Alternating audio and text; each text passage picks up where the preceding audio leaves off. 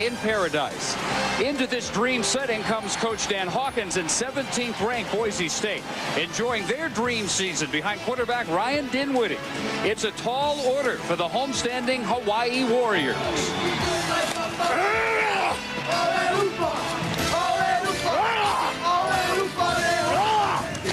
Have they bitten off more than they can chew tonight? We'll find out from Aloha Stadium in Honolulu. A 17th-ranked Boise State visits Hawaii on a fascinating day in college football that comes down to the final regular season game of the season in 2003, with potentially everything riding on this game. Dave Barnett, Bill Curry, too complicated to get into right now, but there's a real chance that Boise State and Hawaii can determine whether LSU or USC gets into the Sugar Bowl to play for the national championship. We will get more into that scenario. First of all, for this game, everyone thought this would decide just the WAC championship. Boise State's already won that.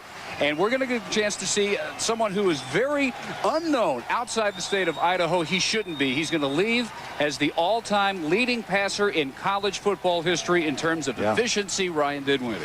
Yeah, passing efficiency. Remember that term, and remember the name Ryan Dinwiddie. As it stands, he is 170.55. That may not mean much to you, but that's the leading passing efficiency number in the history of Division 1A college football. He leads Danny Werfel by an insurmountable margin. So Ryan Dinwiddie will leave his mark on college football. So will Timmy Chang, the starting quarterback for the University of Hawaii. We saw him begin against University of Alabama last week, and he really struggled, even though he's a great quarterback and a legitimate Heisman Trophy candidate. He was replaced by Jason Wilden, the backup for Hawaii, who was on fire, led his team to victory with 15 out of 25 passing, 4 touchdowns, and 1 running on the ground.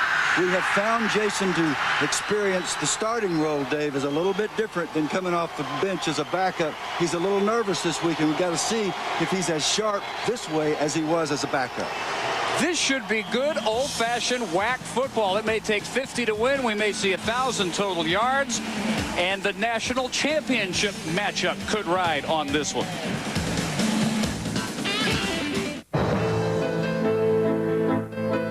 Now through Sunday at Zales, we're having a diamond sale where you can save up to 50% off.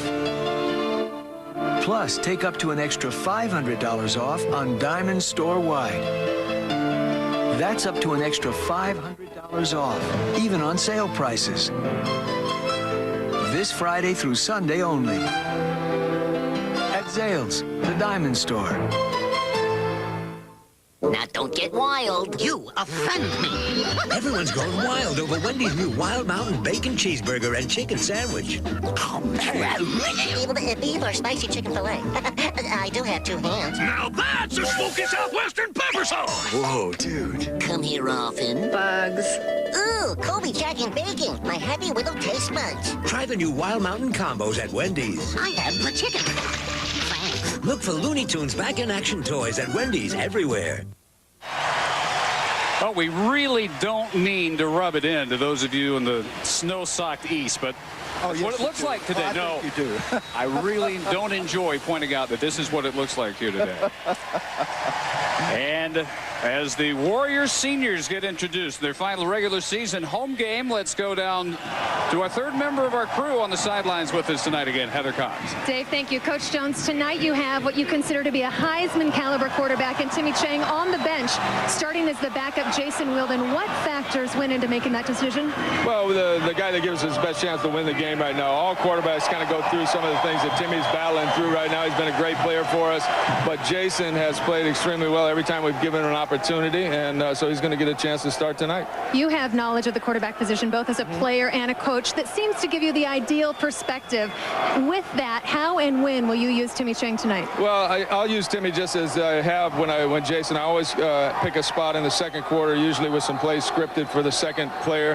Hopefully Timmy can use that to kind of fight through and have some success and get him rolling again. We're expecting quite a run and gun tonight. Your 2 teams combined for 77 points per game. How do you slow down the Broncos' prolific terrific offense? Well, that's a good question. We know that they're going to make some plays, and just like I told the kids, we got to make a few more than they do, and you never know when the good is coming. You got to one snap and clear it and go to the next one, and that's what we're going to do. All right, Coach, we wish you the best of luck. Okay, thanks a lot.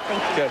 Well, it may be, Bill, exactly what Timmy Chang needs to calm down, because he can come in a completely different position, which has been so beneficial for Jason Wielden off the bench the last 2 games. Well, he's had the right attitude. If he has the right attitude, and you can see that at practice. You and I stood in the rain yesterday, and he completed virtually every pass.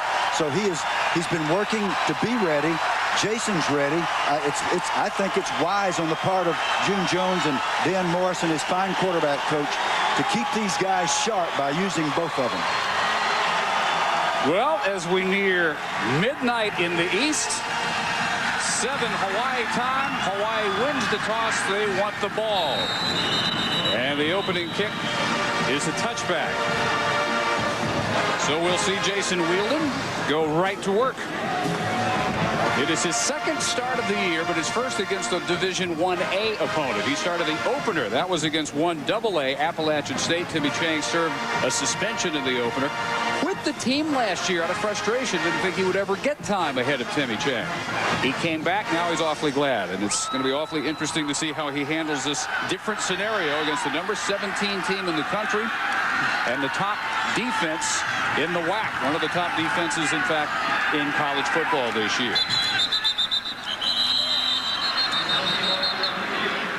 One thing you'll notice right from the start tonight, this WAC officiating crew will announce not just the penalty, but the perpetrator. Snap, false start on the offense, number 19, 5-yard penalty, still first down. That is Jeremiah Cochran. And Jeremiah is the guy that gets the team jacked up in the locker room. He does a version of what I would call the funky chicken and gets the guys really fired up. It worked last week. He also had big touchdown catch last week. Let's see if he can redeem himself after an early sign of nerves from one of the leaders. First pass of the night is complete for basically no gain. Gerald Welch with his 38th catch of the year. So along with Wielden, the skill spots for Hawaii manned by Chad Owens, the nation's number 2 receiver, about 8 catches a game. He's been very limited all this week because of a toe injury. Said he would go, though. He was never doubting whether he'd be healthy for tonight.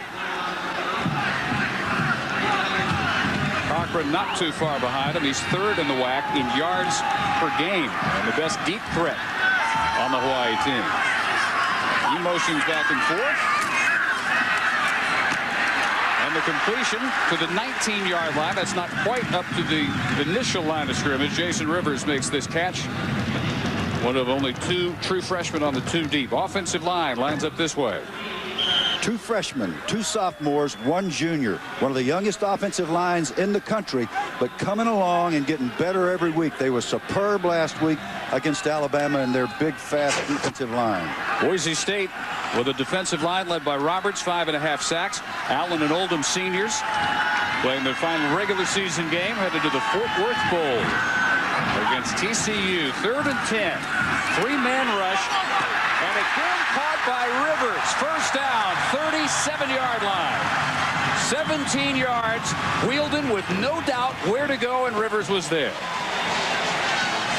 He beat Gabe Franklin and Cam Hall in the Boise State secondary. Andy Avalos is the leading tackler. He's had 10 games at Boise with double-figure tackles. Watch number 40. He'll be all over the field.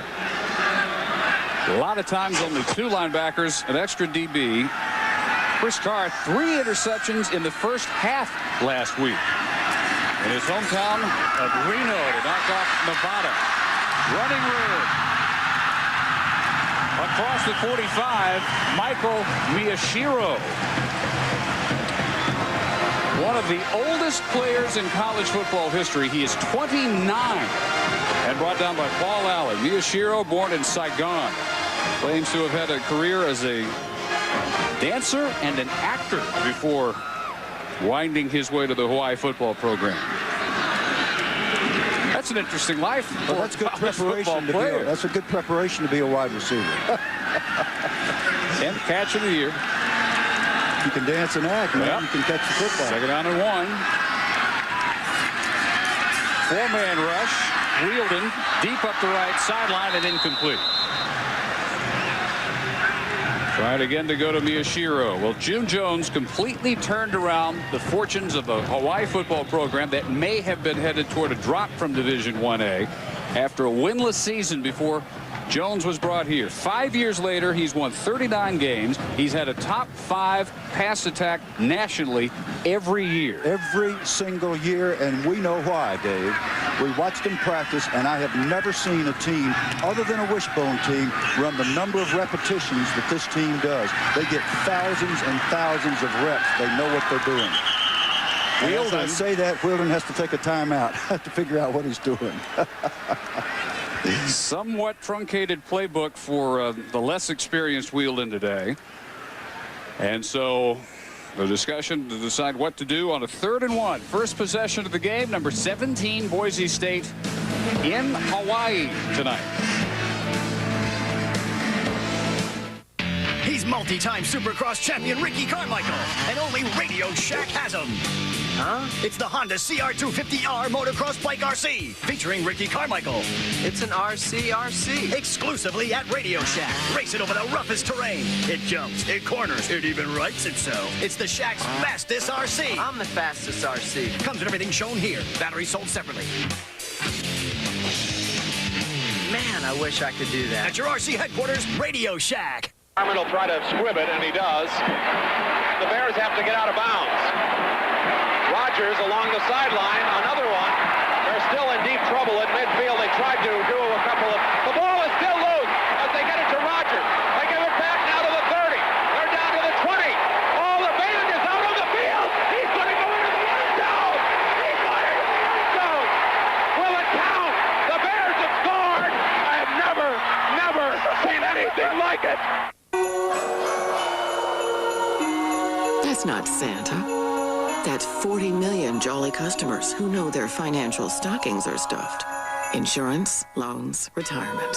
AIG. We know money. In the next 15 seconds, the cooling vapors of VapoRub can start to make you feel like you're breathing again. It's so fast, you don't even need the full 15. Let's see a cold pill do that. There he is, my new favorite college mascot. And a 3rd and 1 after the timeout. Wielden having conferred with Jones from the 46. Going deep middle and overthrown. And his man, Rivers, was open. So they had 2nd and 1 and 3rd and 1 and went with 2 deep passes. That's why you never can be sure how to defend a June Jones offense. He will throw the ball in any situation, anytime, anywhere. 3rd and 1 after a 2nd and 1, both balls thrown deep. Kurt Milne had one of the greatest games you will ever see a punter have last week against Alabama. And deservedly named WAC Special Teams Player of the Week. 4 punts inside the 3. This one won't get much beyond the 22, and it strikes a Bronco, but there are 2 flags down as it's finally down at the 23. Now, the halo rule is no more. Tanuvasa Mo interfered with the punt returner's right, which is to have room to catch the football. Number 45 for Hawaii. Tanuvasa Mo was not sure where the football was. 15 yards from the end of the kick. Number 5, first down. Okay, he said number 5. It's 45. There you can see the number. Brad Allen back deep for Boise State. There is no halo rule. The two-yard barrier is no more, but you still have to give the punt returner a chance to catch the ball. So Ryan Dinwiddie now from the Sacramento suburb of Elk Grove, and again will leave college football as the highest-ranked passer in the history of Division 1A. Bet you didn't know that. His first toss is a 5-yard completion to Jerry Smith, who has missed the last 2 games with knee problems, in the starting lineup today and brought down by Abraham Elamimian. Tim Gilligan, one of the main perpetrators of the push toward the halo rule. A dangerous return man, school record season as a receiver. Can beat you a number of ways. Michael, 1,000-yard rusher.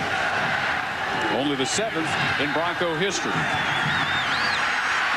And this is T.J. Acree, who will have first down yardage and out of bounds near midfield. Knocked out by Hiram Peters. Number 73, Darren College, the sophomore left tackle, is the leader, and look where he's from, right up there in Santa Claus country, North Pole, Alaska. You know what? It's actually not that close to the actual North Pole, well, I've discovered. So closer than here. Santa said so. LeBoy, 12 sacks, brutally quick first step, makes him very difficult to double.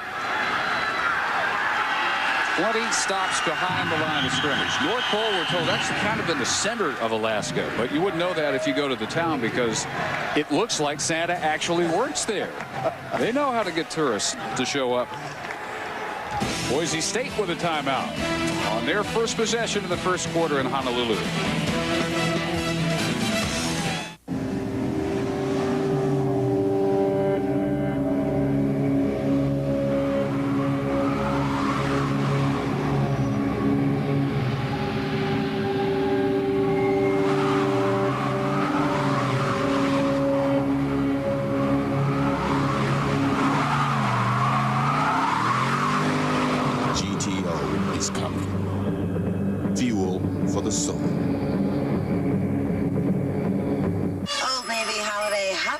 Looking for a hot hoodie? Here's the 411.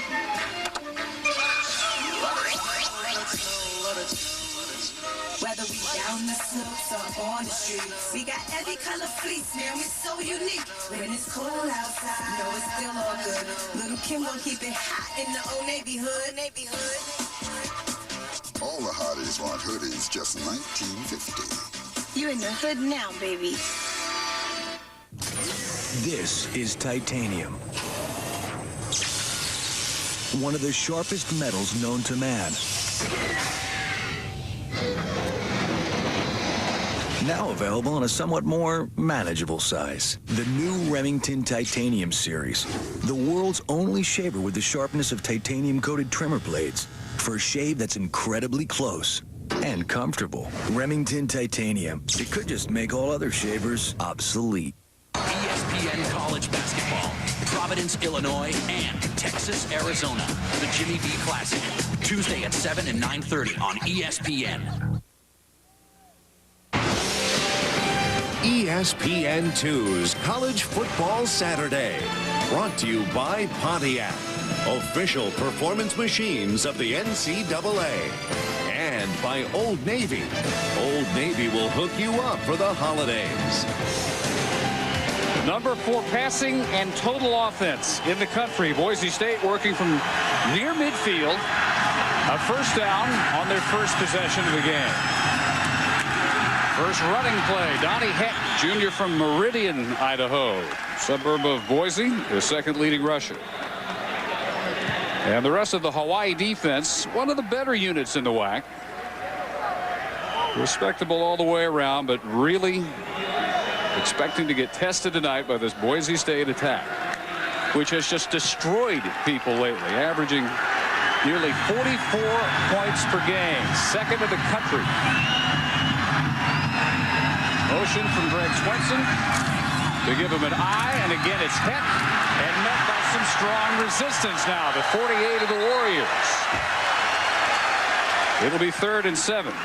The Hawaii linebacking core led by Ikaika Kernan, 105 tackles, 15 against Alabama last week, 6th double-figure game in his last 9 in tackles. And so that they can continue to gang up on the run, these two corners, Millhouse and Elimimian, are going to be on an island. They'll be expected to cover man much of the night, so you can see 7 to 8 in the box to stop that fierce running game of Boise. McPherson went in motion. Dinwiddie in trouble and sacked by LeBoy. He got to it. That's 13 on the year for Travis and a loss of 13.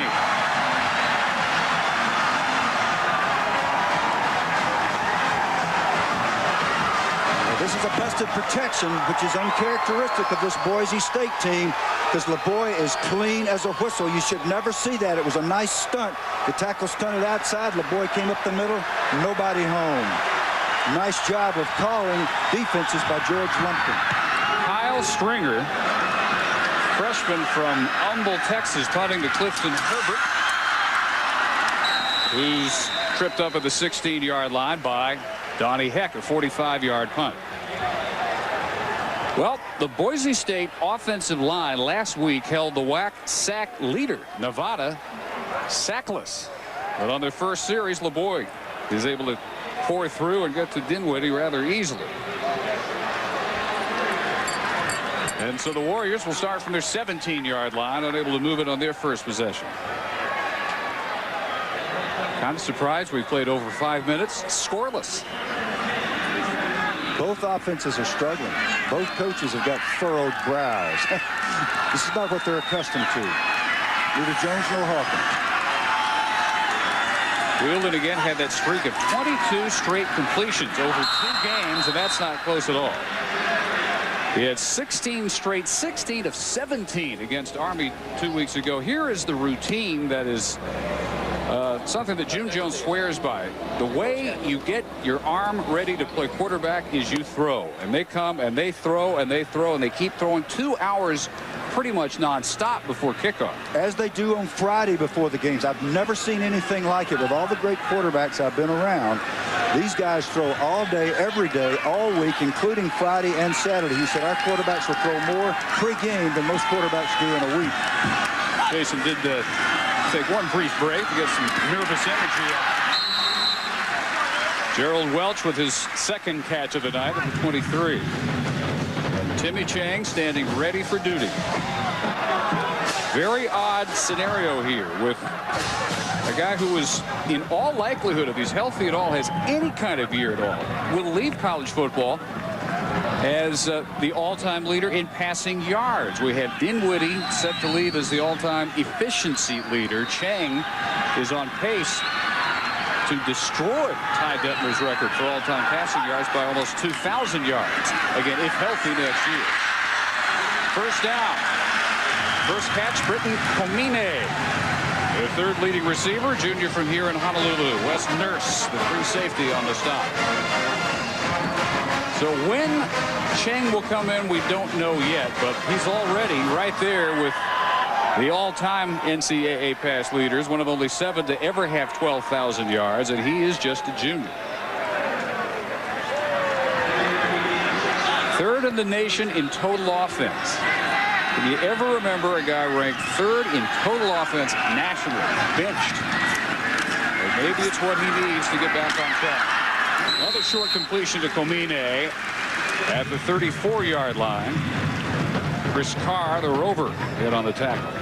Well, our observation yesterday in talking with Jason Wheeldon was that he was nervous by his own admission. Heather Cox said, well, have you been sleeping well? He said, not really, which meant he probably didn't sleep very well last night. But he's sharp here so far. He's missed a couple throws, but he's made some nice deep throws. He's been precise on his rhythm passing, and that's the whole thing June Jones says. If we can get our quarterback into a rhythm, we are very difficult to stop. Wise run 10 plays that have all been Wheeldon passes. He's hit 7 for 48 yards. They haven't run the ball at all. And they win here. Another short pass, and with a flag in the background, maybe for a late hit, Jeremiah Cochran gets loose for 15 across the middle. Number 27, Cam Hall, came on a safety blitz. Dan Hawkins told us he was going to get after this quarterback, Jason Wheeldon.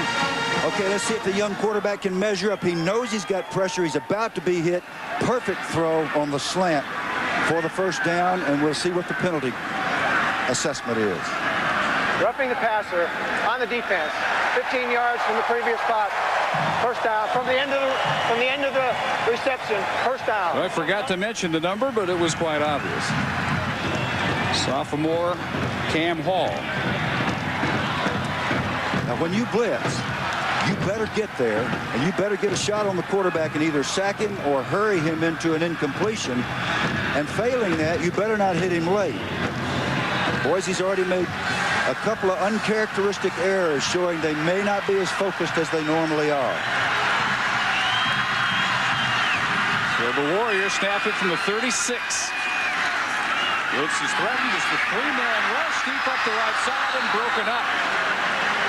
Nicely so by Julius Brown, intended for Cochran. Let's go down to Heather. Well, guys, you were talking about Jason's nerves, and yes, he said nerves and adrenaline have been at an all-time high this week. He said, I've been chewing my nails, and no, I haven't been able to sleep. He said, if nerves are an issue, I tend to overthrow my target a little bit. In order to try and settle down, I'm going to listen to the CD Sublime and just focus on my reads and really try to not think about the big picture and that I'm earning the start tonight, guys.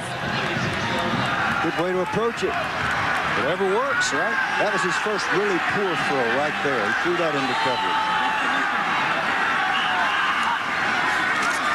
Still nothing but passes for the Warriors. And this one with a flag down, complete at the 16. Welch's favorite early target for 19 yards, but we'll wait for this flag. A junior from Kahuku, Hawaii, high school teammate of Timmy Chang. Gerald Welch, Frank White, the referee, hopefully remembering the number this time. Illegal formation on the offense. 5 men in the backfield, number 85, 5-yard penalty, remains second down. Jason Rivers. One of the reasons that you have so many reps, and especially the day before the game, is so that you don't make a formation error. These are the things that kill drives. 5-yard penalties because of a misalignment. That didn't cost Hawaii just 5 yards. It cost Hawaii 35 yards because the completion came back. Pure carelessness. Not all that surprising for June Jones' team. Little underneath screen for Rivers, and Boise State had it crowded right where he made the catch at the 41.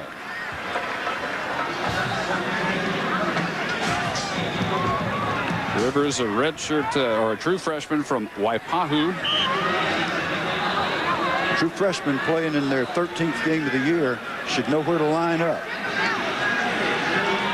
Rivers' job was to be on the line of scrimmage 2 plays ago. Now they come up 3rd and 13 instead of being down there inside the 10-yard line. Sprint champion, state champion in the 100 and the 200.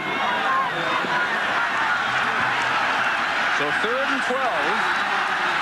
And Wielden needs another timeout. So they've already spent 2.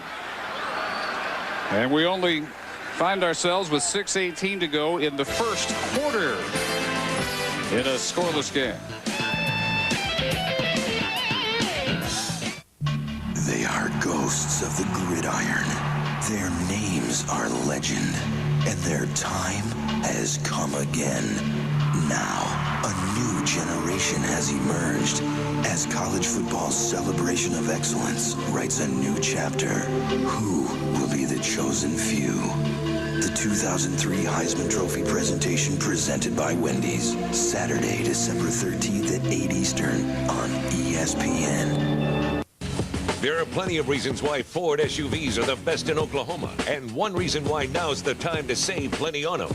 It's year-end clearance at your Oklahoma Ford dealer, and now through the 31st, you can get the best deals of the year on the best-selling sport utilities in the world. That means 0% financing for 72 months on Ford Explorer. That's 0% financing for 6 years on the best-selling SUV on the planet. The reasons are obvious. For the best deals on the best SUVs, don't miss year-end clearance at your Oklahoma Ford dealer. It's happening for 4 days only. Miss it, and you'll miss a lot. It's the huge vehicle disposal sale now through Monday night at Bixby Auto Ranch. Over 300 vehicles must be eliminated immediately, regardless of loss of profit. Vehicles from just $1,500 to $50,000. Zero down at $139 a month is available on every vehicle on the lot, plus huge trade-in allowances. It's the huge vehicle disposal sale going on through Monday night at Bixby Auto Ranch.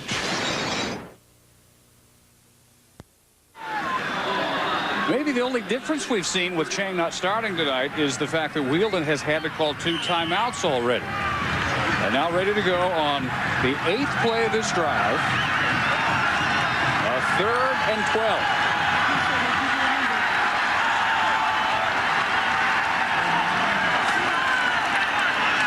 It's the 3-man Boise State rush. And And an incompletion with the intended receiver, Say Pomele, tripped up before he can make his cut toward the ball. But they decide to call it incidental contact after a slip by Pomele.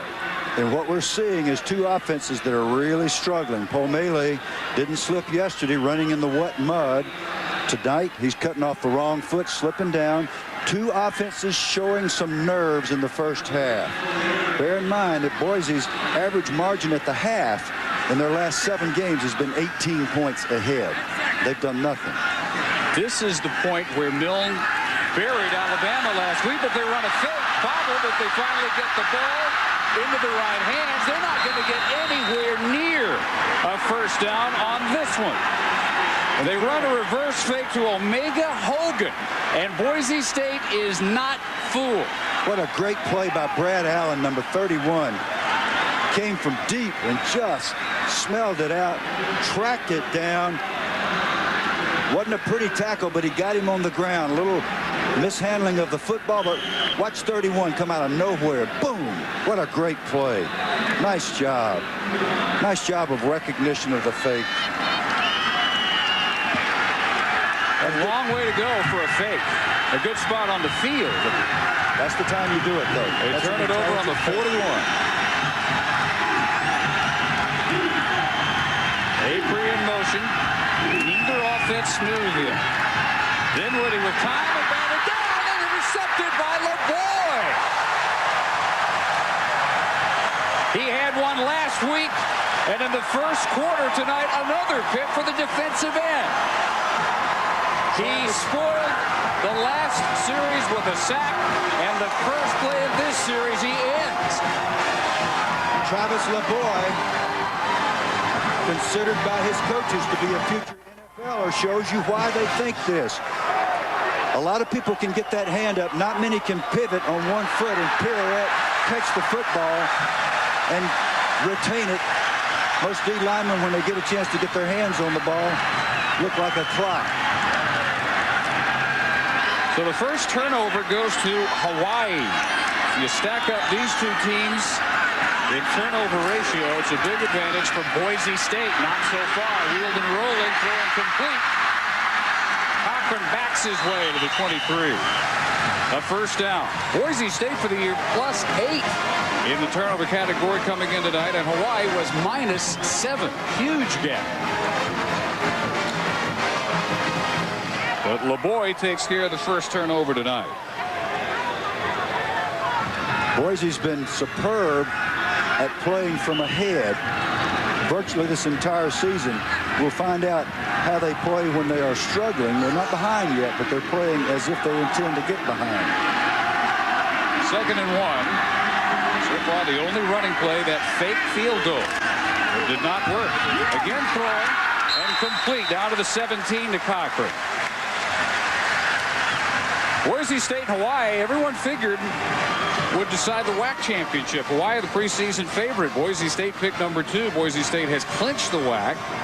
Hawaii, with a win, can tie for 2nd, but the larger picture is a Boise State-Hawaii matchup that can affect the national championship picture because of the very convoluted BCS scenario involving who you played.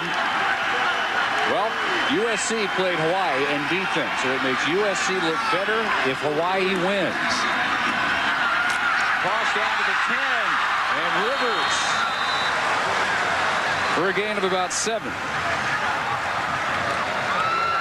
So USC, more than anybody outside of the two sets of fans watching this one with the most interest. The BCS standings brought to you by Allstate coming into this weekend. Oklahoma, just a twitching carcass at this point in Kansas City.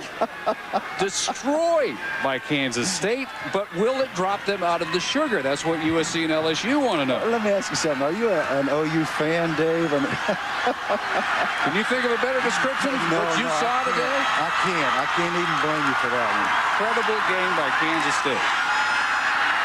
Will it cost Oklahoma a shot at the title? Wheeled and scrambling, keeping 1st and goal at the 5. On just the 2nd run of the night by the Warriors. Jason Wheeldon reminds me a lot of Major Applewhite. the little Opie-looking quarterback for Texas. He is caught dead to rights by Brad Allen here. Wrong. Elusive, ball put away, good ball security, first down inside the 5-yard line, showing a little bit of fancy footwork we had not seen from him before. Nice job by Wielden. They list him 6 feet 191, maybe in cleats with rocks in his pocket. Maybe. So just inside the 5, first and goal. Wielden, wide open defender. Nurse loses his footing. Cochran gets the touchdown, and Chang leads the cheers.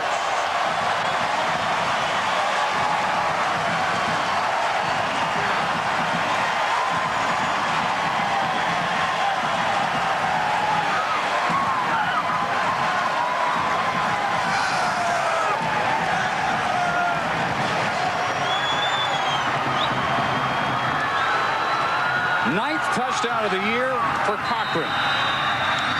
One of the spiritual leaders of his team. Senior, Fontana, California. And Hawaii calls its last timeout of the first half on an extra point. Don't look at me. I don't know what to say.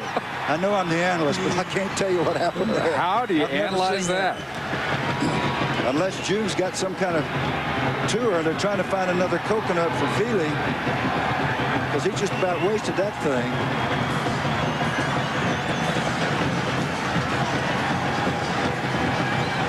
Nothing but a simple in and out, fake the in route and then plant.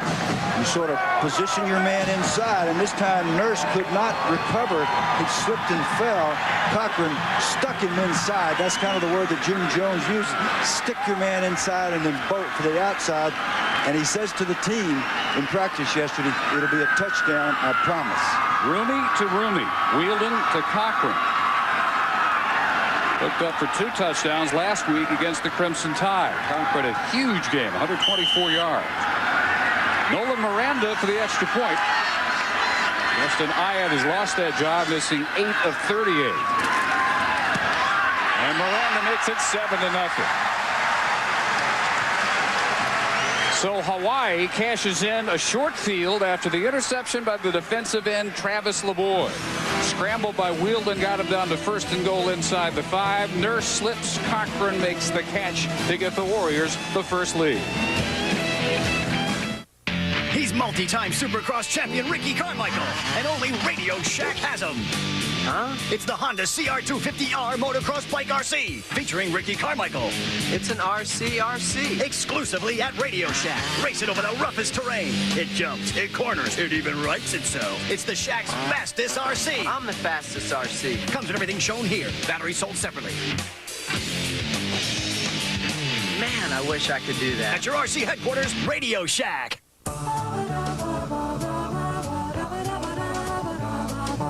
Crest Spin Brush. The superior clean makes it one holiday gift that's actually good for your family. Crest Spin Brush, a better spin on clean. Taco Bell's Fajita Grilled Stuffed Burrito. Sizzling marinated carne asada steak and tasty fajita veggies. Wrapped and grilled to go. They should have gotten fajitas. Nothing beats the sizzle when you think outside the bun. Jason Wielden so impressing his roommate, Jeremiah Cochran, last week that Jason won the remote. I mean, that's total control of the apartment. You own the remote, but he earned it because he fed his he earned rooming. it because he's not married yet. He's got 3 touchdowns to him in a game and a quarter. Alabama in the first quarter tonight here against the Broncos. 7-0 lead for Hawaii. The first time Boise State has trailed since October 4th, over 2 months ago, when they were down at the half by a touchdown to Louisiana Tech. Chris Carr on the return to the 24.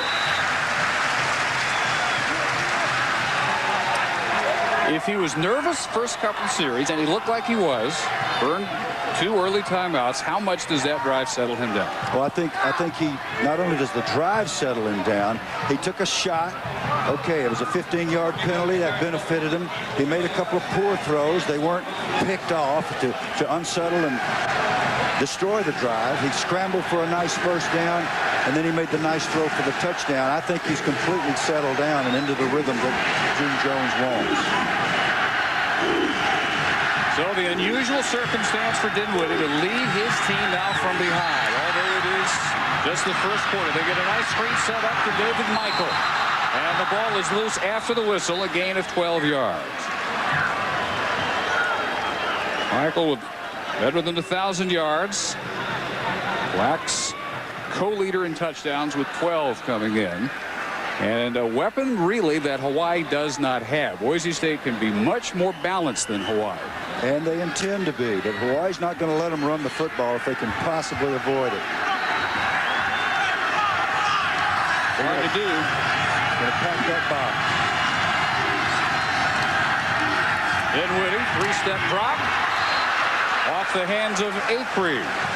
That one could have been intercepted. Just think now, the last 5 games, Boise State's average margin of victory is 39.6 points. The last 7 games, they've led at the half by an average of 18 points.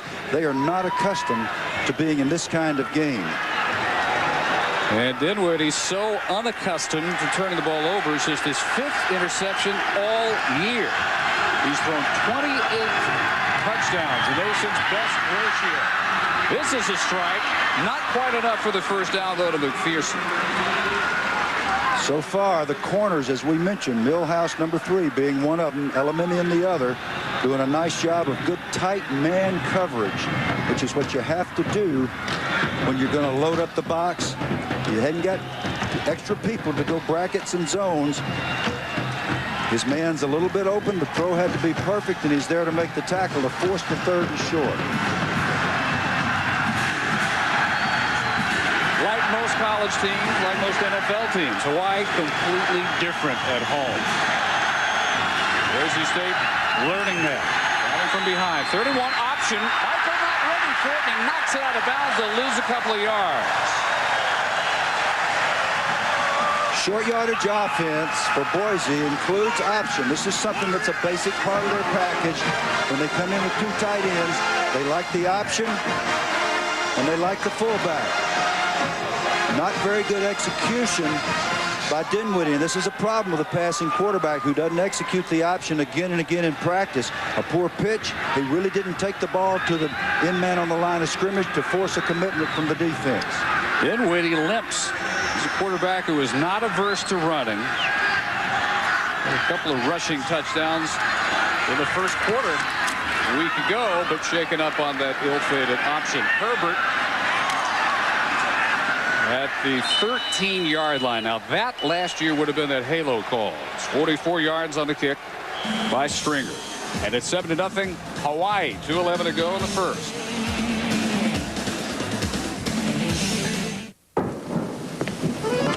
Does a person's potential show on the outside? Is grace a tangible trait? Not always. You see, in over 20 years of helping homeowners refinance, AmeriQuest has learned that how people look in person or on paper is only a glimpse of who they really are. Care to dance? AmeriQuest, the company that knows you are more. The Logitech cordless keyboard and mouse. No cords to tie you up, slow you down, or hold you back. Because comfort is a very relative thing. What will you do with all that freedom? Stronger. More comfortable. Guaranteed. Wrangler 5-star premium quality denim. Wrangler. Real comfortable jeans. Well, Ryan Dinwiddie treated on the trainer's table just for a few seconds and then hopped back up and decided to try and walk off. Whatever happened to him on that option. Meanwhile, Wielden backed up to his own 13-yard line as we'll hit the first quarter. Really settled down nicely on the last series. Deep middle, one-on-one for Cochran, who had the touchdown when Nurse slipped, and this time Cochran can't bring this one in. Jason Wielden showing some nerves early, but obviously getting over him lately. when you see these throws that are right on the money time and again, that's what this offense is all about. Even with the wide open receivers, if you're throwing behind them, if you're throwing the ball in the dirt, the offense really grinds to a halt. That's what happened last week with Timmy Chang, and it was happening early with Wielden. Virtually no pressure, and that one should have been picked off by the middle linebacker, Corey Hall. Right in his hand. Let's go down to him. Well, Dave, the performance by Jason Wielden, all with a very upset stomach, came off the field, threw up, took a couple of antacids, spent the last defensive series on the bench by himself, just nursing a cup of water. It's unknown whether that upset stomach because of nerves or some sort of flu bug, but definitely a little under the weather right now, guys. Wow. Not that we're doctors, but you did first have to suspect nerves. Well, I've seen some guys that did that every game. And as long as he settles down and feels better as he goes along, it's not risking his health. He continues. Well, Russell never played a basketball game without doing that. Michael Brewster. First carry meets Chris Carr, and the Warriors will again have to punt it away. Chris Carr showing why he was Defensive Player of the Week in the WAC last week with a sure tackle. Nice job. He's the rover, the strong safety, sort of hybrid between the defensive back and linebacker. That guy that has to be able to tackle and cover for you. Chris had 3 interceptions last week for his team against Nevada. We'll see how much Millen can put on this one. 8 punts last week against Alabama. 6 of them got inside the 20, so he didn't punt from that spot on the field very often, and he didn't do this very often. A shank out of bounds at his own 41.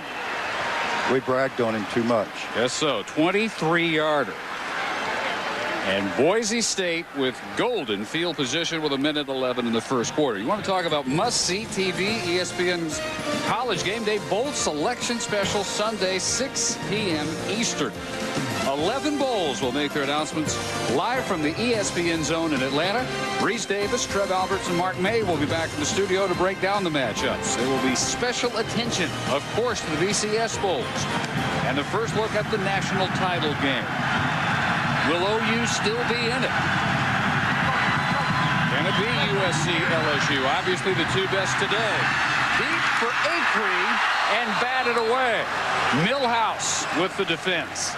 And Dinwiddie already picked off tonight for just the 5th time all year. Close to a pick on that first down throw. This is not a good ball. This is the Dinwiddie would like to have this one back.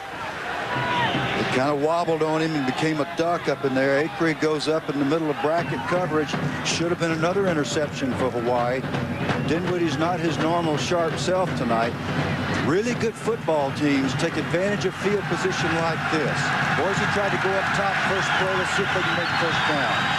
In his career, he's thrown a rate of less than 2% interceptions. That's more like it. As Acree stretches, and they very well get the first down yardage. Based on the spot, he's right on that yellow line. Looking ahead in this game, the planning for Boise is to be balanced. They haven't tried to run the football much. It seemed to me they're getting 2 tight ends because Hawaii's not really challenging them. They're not really getting up in there and packing the box with 8 and 9. They're daring them to run the football, and Boise continues to throw for the most part. Very interesting switch in strategy from what they indicated they'd be doing with us when we talked with their coordinator, Chris Peterson. Stretch of the chains. Wow, not quite. The yellow line never lies, though. Just to back up that spot. Yellow line is unofficial. Ryan Dinwiddie, other reports, just bumped his knee. He's fine. So on 3rd and a foot, wonder if Chris Peterson and Dan Hawkins are of a June Jones mood to throw. Well, this is a really good place for play action on 3rd and short because you got the 4th down to make the first and you only got a couple of inches. It's a very good place to fake it into the line and pop the tight end or throw it deep. It's an old Bart Starr trick with the Green Bay Packers back in the 60s. There go 2 tight ends. Heck the back. And Heck we're throwing deep.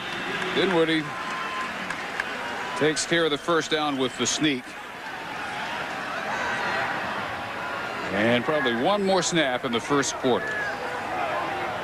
The other thing about a team like Boise, with their record, they've been so impressive and they're so accustomed to winning. When they're having a ragged game offensively, they tend to take charge sometime in the second quarter. You really begin to see their offense click. High formation this time, a draw play, and Lee Marks with his first goal, breaking tackles. Marks will score. 30 yards. Lee Marks, just his second touchdown of the year, and Boise State can tie it with the kick.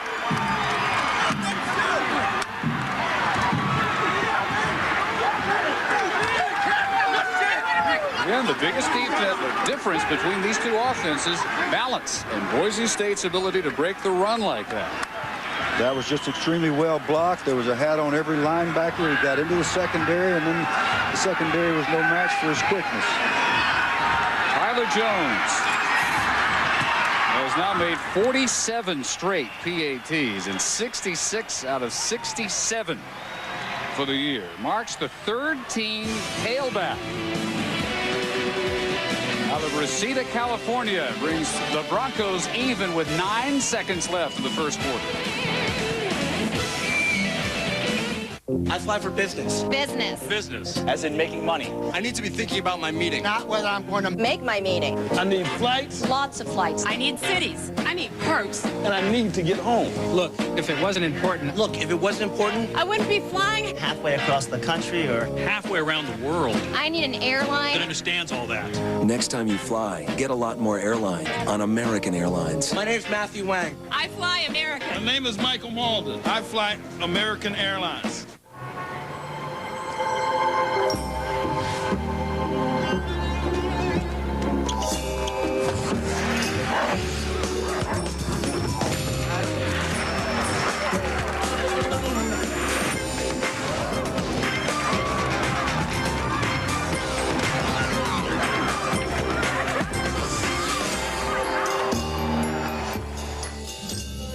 The only place to play.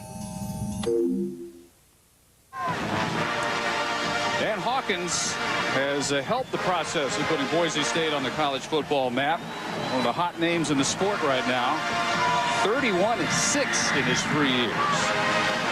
And he just saw Lee Marks tied at 7 apiece. Bouncing kickoff. John West unable to keep his footing. And the Warriors again will be pinned back with terrible field position. Watch the big guys up front, especially number 70, Michael Ansell. Beautiful job. Big hole opened up. Greg Swinson, the fullback, leading through. And then Mark showing balance, quickness, and acceleration untouched into the end zone. And the big guys go back and say, thank you for the running play, coach. You can pass protect and pass protect. It's fun to get to knock people around sometime, and you have to play up front. Ansell, nice sideburns, too. Hawaii's had to live the way they made Alabama last week. Vincent Tide constantly pinned by Kurt Milton-Kuntz. Just slipping here at the 9. Wielding still with all day, decides to tuck and run and just barely down to the line of scrimmage on the final play of the first quarter. But Hawaii takes advantage of an interception by Travis LeBoy. It's a Wheeldon to Cochran touchdown pass. First team in over 2 months to lead Boise State, but it didn't last long. 7-7 in Honolulu. ESPN the magazine on newsstands now. By out-accelerating, out-handling, and outperforming the competition, the Grand Prix Comp G earned Pontiac the right to become the official performance machines of the NCAA.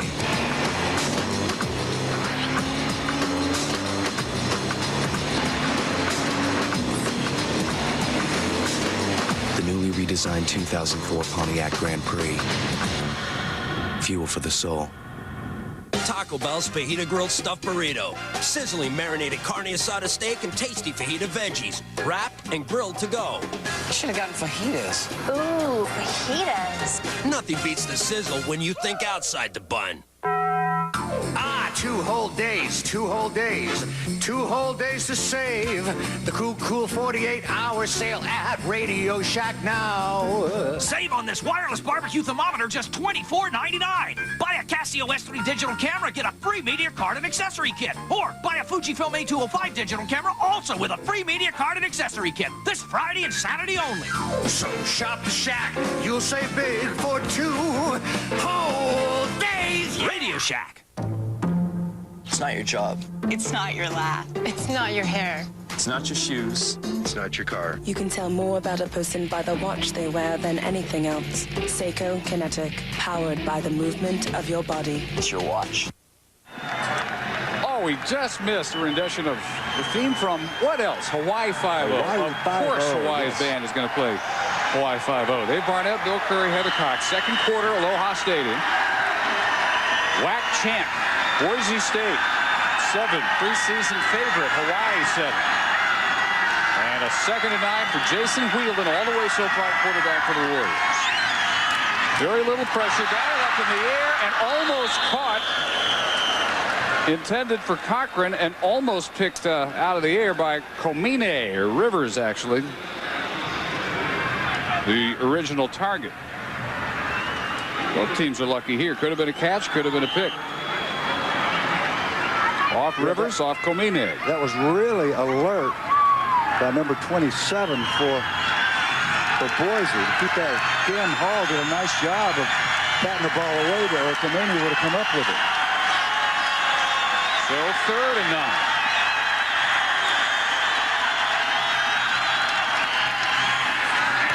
Cochran hit immediately at the 13 by Julius Brown. And the pressure back on Milne to get off a better kick than last time. A shank of barely 20 yards. That allowed a very short field for the Broncos. Eventually tying the game.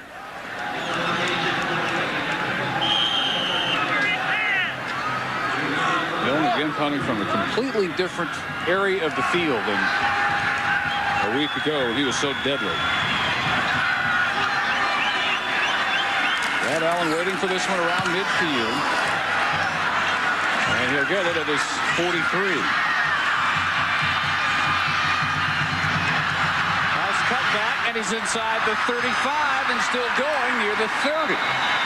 Well, one thing that Milne has had to change tonight is go from a 2-step to a 1-step approach because he's wary of Boise State's ability to block his kicks. He got up the 42-yarder, but Allen brings it back 27. Yeah, and the ball was low. He hasn't been hitting it at all like he did last week. You see a lot of black jerseys running in groups, in coveys, running behind each other. There's a term that you've heard me use, Dave, lane integrity. You got to stay separated. You can't run along behind your teammates, otherwise you leave wide gaps, and that's what Allen hit. Beautiful return, and now great field position. For the 2nd straight time for the Broncos, taking over at the 30. Right around there in the last drive, which ended at 6. Dinwiddie scrambling left, throwing right, and almost caught. Elamimian with the hit on Kevin Lausma, the tight end, who almost had his first catch of the season. I want to show you remarkable flexibility, accuracy, and how you become the leading passing efficiency quarterback in the history of football. Here comes Ryan Dinwiddie running to his left, signals his receivers. Watch him turn, get his shoulders completely around so he has enough oomph on the football to throw it exactly where he wants it. A great throw, a nice defensive play to prevent the reception by Elamimian. Perfectly timed. Going to be a flag here on Jerry Smith, who had gone in motion and then started toward the line just a hair before the snap.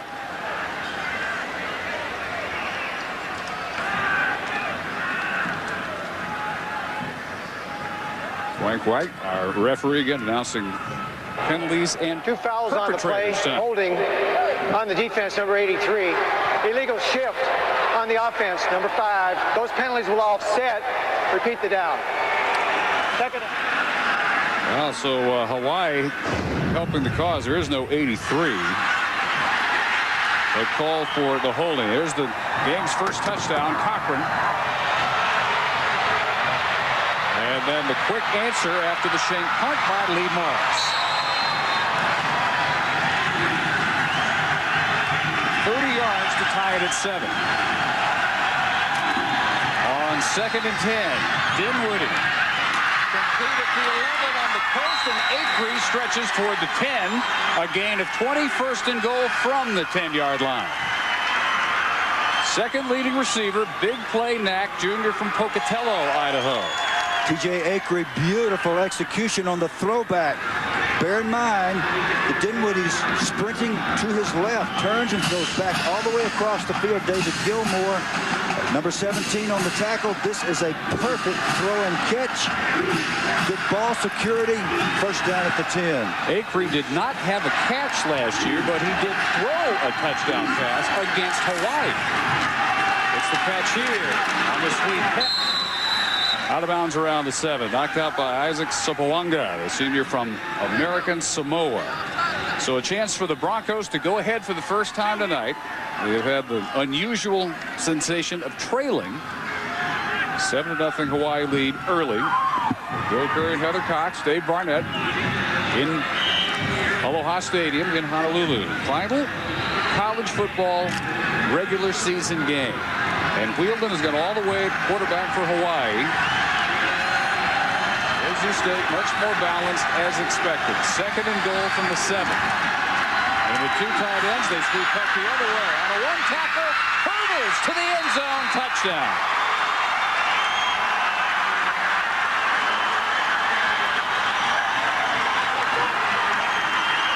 His 5th of the year, and the Broncos have their first lead.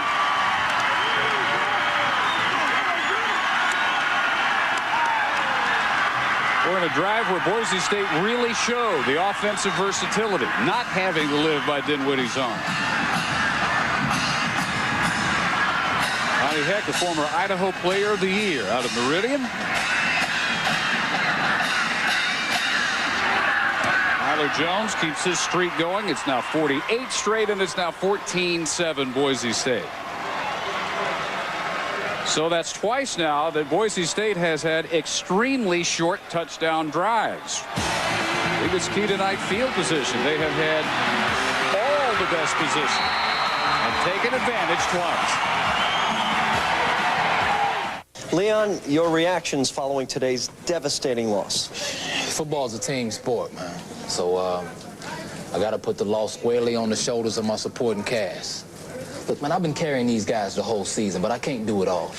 I need some help. So your 4 fumbles weren't a factor in your mind? Not if one of those other guys would have jumped on the ball. Again, Leon can't do everything. There's no I in team. Well, ain't no we either. Get on! Stuck on You has critics going wild. It's going to be all over the 5 o'clock news. It's brotherly love as only the Farrellys can tell it. Bob and I share a liver. Are you even sure you need a liver? Come on! Matt Damon and Greg Kinnear are hilarious. I've always told you that. Never give yourself enough credit. It's a comedy classic. 4 stars times 2. I'm not here. Yellow! Stuck on You. Rated PG-13. Friday only in theaters. 14-7 Boise State. They've had touchdown drives of 41 and 30 yards. And have average taken over at nearly midfield, their own 46. Hawaii has average taking over their own 25, and they're again going to take over at their own 20 after the kick handled 8 yards deep by John West. This is marvelous blocking at the point of attack and a missed tackle. Derek Schauman, number 91 on the block. There's LeBoy diving instead of keeping his feet. If he took an angle down the line of scrimmage, he'd have made that tackle for no gain, or maybe behind the line of scrimmage. But he took a poor angle. Heck just outran him and then took it in the end zone behind the nice block by his big tight end, number 91, Schauman.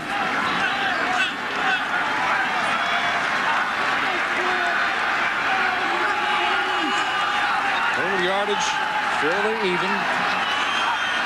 Boise State with 2 rushing touchdowns, and Wheeldon forced to scramble and get maybe a couple of yards. Stripped up by Paul Allen and Alex Guerrero, the backup defensive tackle. Guerrero out of Brea, California. Timmy Chang still managing a smile, although all he's done so far tonight is watch. As June Jones told Heather Cox before the kickoff, he will play. And he'll have the same chance that Wheeldon has had the last couple of weeks to earn consistent playing time with the hot hand. Wheeldon taking his job with 22 consecutive completions, 2 off the Division 1A record against Army and Alabama. Short toss here, and Chad Owens finally involved. Nation's second leading receiver, bothered by the sore foot all week. Missed a lot of practice time, was in uniform yesterday, but really didn't practice in the true sense. Second in reception, 7th in yardage in the nation. You know, the other guy who's not getting involved yet is Tim Gilligan for Boise State. We expected a real duel between those two. Gilligan, 66 catches, 6 touchdowns this year. Dangerous receivers and return man. We've so far seen him do neither. Here's a 3rd and 4 for Wheeldon. And well protected. Going deep. Cochran separates. Almost hangs on as it's knocked out of his hands by Nurse. He had a burst to get free from Chris Carr, but Nurse ranges over from free safety and takes it away from Cochran. Great job by the free safety, Wes Nurse, the defensive leader. He's the guy they look to. He's coming from deep center field. He ends up way back here in the middle of the field. The ball's thrown deep. Chris Carr is one-on-one with the speedy Cochran, and that's a tough play for a Rover. Free safety's job is to get over and get a piece of that. That's exactly what he did.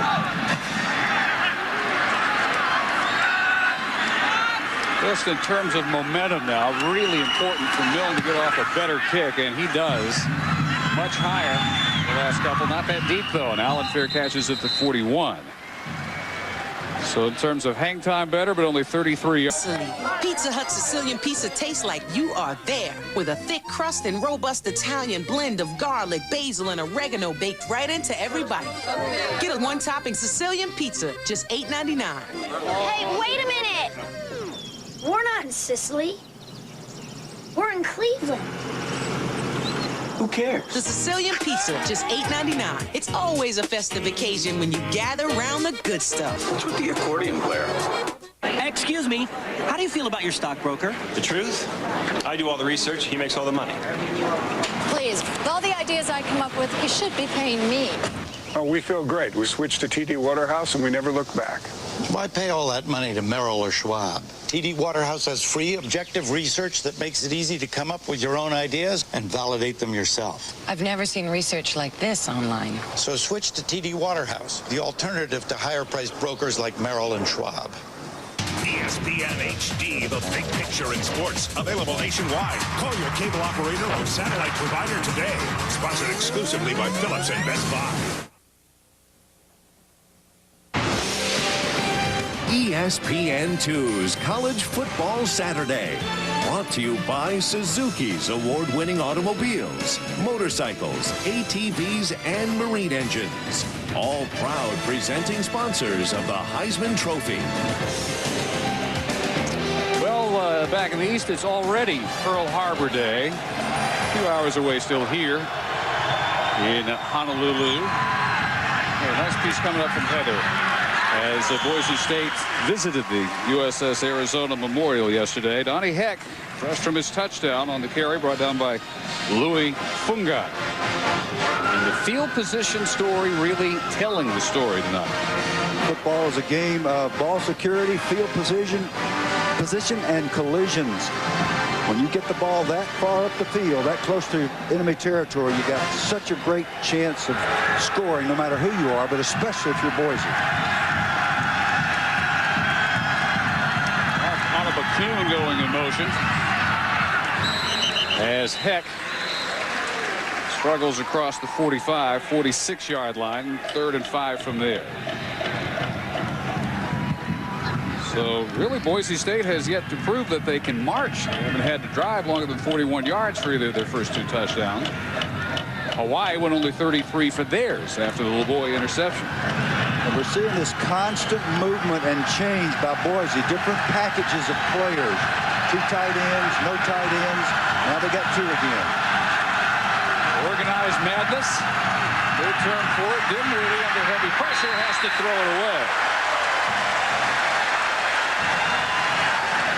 Just exactly what defensive coordinator George Lumpkin told us. Ikaika Kernan coming off the corner. He's not going to stand there and let Dinwiddie pick him apart. He's going to have linebackers coming, 2 unblocked, right in Dinwiddie's face, forcing the errant throw. Good defense. Lincoln Manutai, the other linebacker, number 50, coming there. Lincoln Manutai named because he was born in a Lincoln. Good kick here by Stringer. Herbert deciding not to fair catch it. Good high kick. Chris Carr with another special teams hit. And since in much of the country it's already Pearl Harbor Day, it will be very soon here. We will look at the Broncos' visit to the site of the Arizona Memorial yesterday when we come back.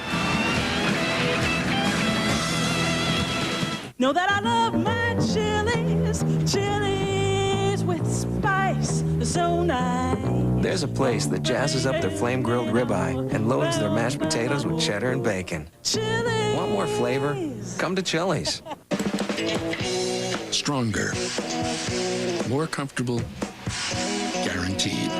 Wrangler 5-star premium quality denim. Wrangler. Real comfortable jeans. As Christmas comes into focus, Oak Express has a lot of bright gift ideas. From decorative wood accessories and keepsakes to real wood furniture, all at unreal prices. As an extra gift, we're offering a $50 gift certificate with a purchase of $500 and a $100 gift certificate with any purchase of $1,000 or more. Plus, get no payments and no interest for 1 full year. Come to Oak Express for real gift ideas and enjoy receiving a $50 or $100 gift certificate and no payments, no interest for 1 full year. Just north of 21st in Tulsa. The storm sale is on here at Jim Glover Chevrolet off I-44 at 31st Memorial. Friends, virtually every vehicle on the lot has been affected. Now, some are slightly damaged. Most are hardly damaged at all, but the savings are tremendous. Like on this loaded 03 Silverado 4-door extended cab, take $10,000 off. You heard me right, 10 grand off. Or this loaded 03 S10 extended cab, $7,500 off. More cash back, the lowest interest rates, the Jim Glover famous low price, plus storm damage savings. Get to Jim Glover Chevrolet. December 7th, 2003 will be the 62nd anniversary of the attack on Pearl Harbor. Friday, the Boise State football team visited the USS Arizona Memorial. The team was moved by living history and learned about a morning that took 2,390 American lives, many just the same age as the young men on the Bronco team. And remembered a day that will always live in infamy. If you're ever here, that's a must. Absolutely have to get there. Boise State spent a good couple of hours there yesterday. And it's an awesome feeling to be standing this close to that memorial. And the stadium this beautiful. A rare running play for Mike Bass. And a gain of about 4 to the 21-yard line for the junior from Corona, California. Just 5'7". Timmy Chang, very upbeat, still has to be wondering, when do I get my turn? That was pretty good timing right there. Well, Wheeldon 15 of 24, 101 yards and a touchdown. Dinwiddie, by comparison, 6 of 11, just 61 yards. So the Hawaii defense has been terrific against Ryan Dinwiddie.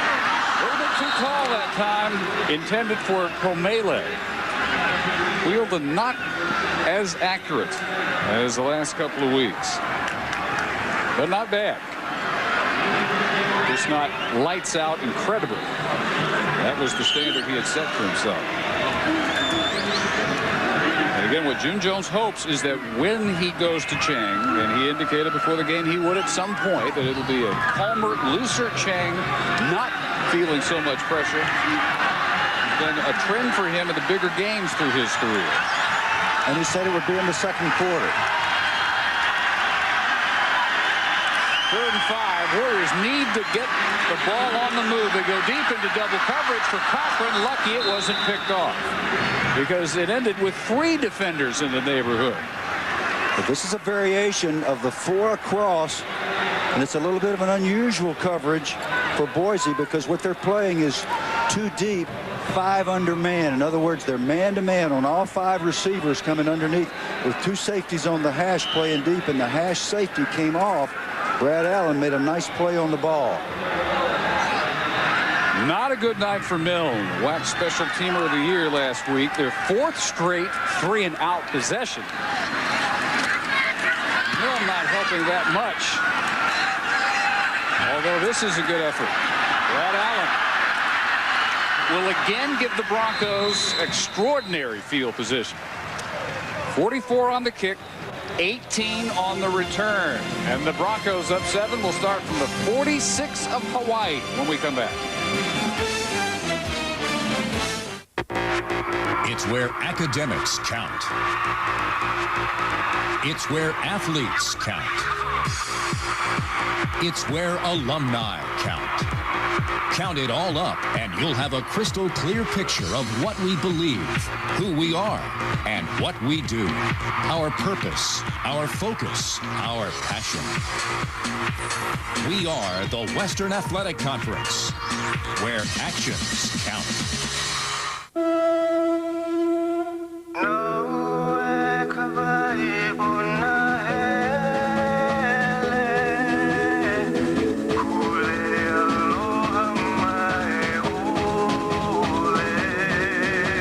Of learning, excellence, diversity, and opportunity.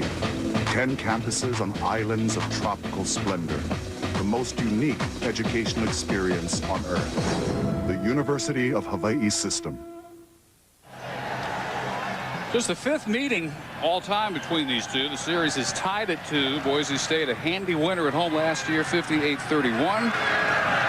And here, 2 years ago, 28-21, they are the last WAC opponent to win on this home field of the Warriors. Just 46 yards to go to add their 14-7 lead. And Dinwiddie unloading deep, a little bit underthrown, but caught. Complete by Lawrence Beatty, a tremendous catch for 35 yards. Marked down at the 11. When you play together day after day, week after week, this is the kind of thing you can do. Beatty doesn't have Millhouse beat.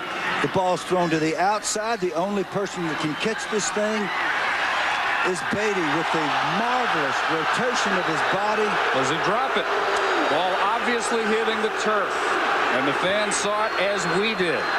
He's got to control the ball through the end of the catch. The official might argue that the ground caused the fumble, if that can't happen. On the carry for Boise State, Legadu Nani, freshman quarterback, on an exotic for them. They try and catch Hawaii napping to get no gain out of it. And Nani right back to the bench. Fans don't like that catch.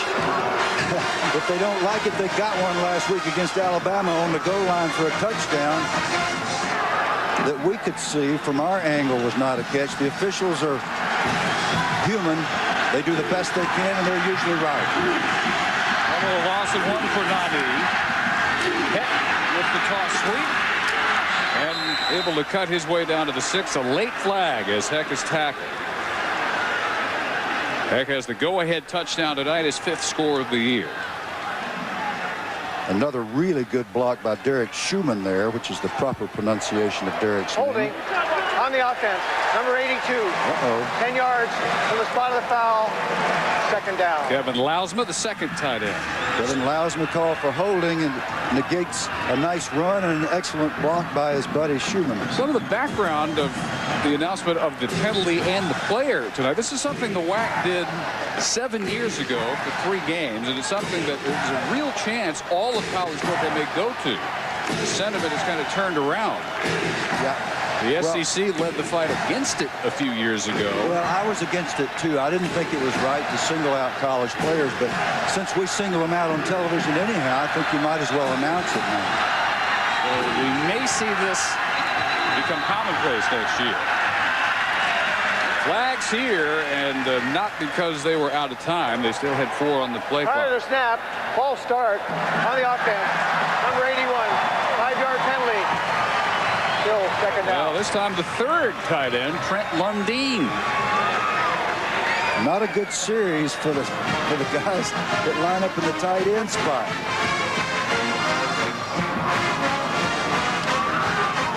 Two of the 3 Bronco penalties back to back.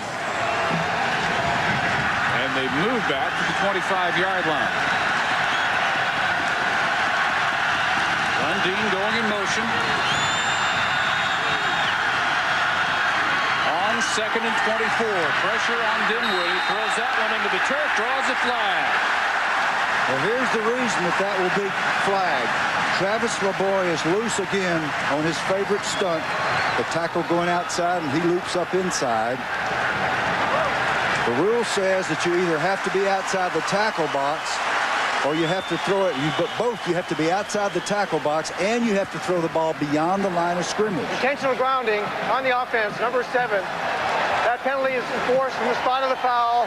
Loss of down. And this is part of Dinwiddie's philosophy, Dan Hawkins' philosophy. Do anything but take a sack or throw a pick. So that's one thing that helps his efficiency rating stay so high. He's willing to do that. That also gives you 3rd and 7 miles, which is... Well, that would be the downside. It's not a foolproof philosophy. 37 needed on 3rd down. Great block, knocking the boy off his feet. Open deep. Acree makes the catch at the 7. 31 yards. And Leonard Peters is back there playing center field. His sole job is to keep that from happening. What you don't do against 3 deep coverage, which is what this is throw the ball deep down the middle late. Because Peters is supposed to be there before the ball carrier gets there or the receiver. Acree beats him to the football, makes the catch. Absolutely inexcusable on the part of the free safety. So, a much easier scenario now for an excellent kicker like Tyler Jones.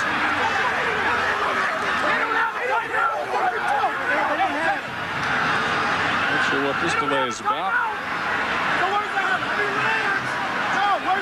Well, when they get lined up, 24-yarder coming up for Jones. Hawaii has called a timeout. They are out of timeouts. That's a delay of game. 5-yard penalty. Still 4th down. And it just got easier. I'll tell you what, though, that was almost a major mistake, trying to call a timeout when you don't have any. Very nearly gave Boise a 1st down. It gives him a Dinwiddie's hopped up. He's down there trying to lobby with his coach and say, hey, let us go for it, coach. You take it half the distance. Now it's only 4th and 2. Wheeldon took 2 early timeouts. They call one on an extra point after their touchdown. 4th one here, which they didn't have. And on 4th and 2, they still have the field goal unit on. And a dead straight 20-yarder nailed by Tyler Jones to make it a 10-point game. But the strike to Acree on 3rd down, making that possible. Acree continues to get the play that normally would go to Tim Gilligan, banged up. We haven't seen him. We may not tonight, we're told.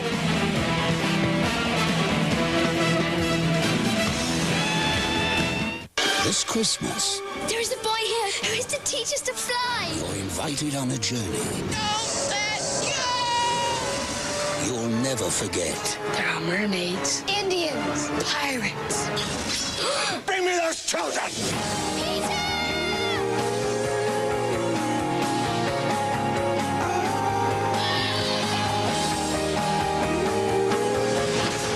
Peter Pan, rated PG, at theaters Christmas Day. Here's a question. If you needed your insurance, who would you call? Not the name of the company, but the name of the person. You've got 2 seconds. Coming up blank, you may want to consider Allstate. You'd have a local agent you can count on, a licensed professional whose name you know, not just a number. You deserve a relationship with a real person. That's Allstate stand. Are you in good hands? Hawaii had the early lead, 17 unanswered. Boise State points. Took a little work. Jones, another good deep kick. There's been really nothing to return for John West, who again has to take a knee. Let's welcome Reese Davis back in the Kohl's studio in Bristol. All right, Dave, Taco Bell is going to take us to the Big 12 championship. Wins the Big 12 title, destroying Oklahoma 35-7. SC rolls, LSU does likewise. We'll talk a little bit about halftime, about how this BCS might play out now, guys. Well, Dave Barnett's favorite subject. Oh, don't even. The real interested parties, USC, because they have beaten Hawaii. If Hawaii wins tonight, it helps USC's computer standing. Cochran with the catch and a first down, gain of 11. And that after 4 straight 3-and-outs for the Warriors. So this game, the last game of the regular season in college football, everybody thought it would just decide the WAC championship. That is already decided. Boise State having clinched it, but what it may very well decide is who plays in that Sugar Bowl. And there is the possibility, we are told by our BCS expert, Brad Edwards, that USC could be ranked #1 in both polls, which is very likely this week, and not make the Sugar Bowl. Incomplete. 2nd and 10. That is a possibility. That is unthinkable. There is the chance then, Dylan. You defended this system, but there is a chance that the #1 team in both polls will be denied a chance to play for the national championship. I have defended the system in this manner, Dave, to you and all comers.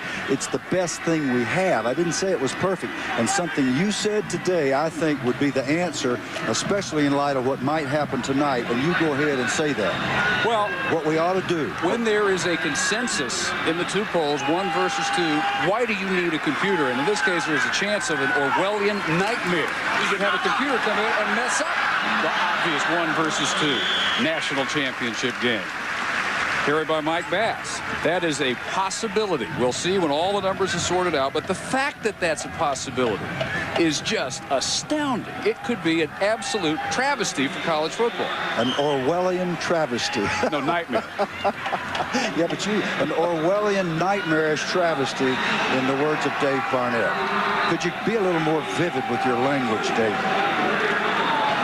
I think you're right. I mean, I'm not going to argue it. If that turns out to be the case, well, we should use the computers only when the polls are in disagreement, and I think you got that just right. Wheeled in with a wide open middle.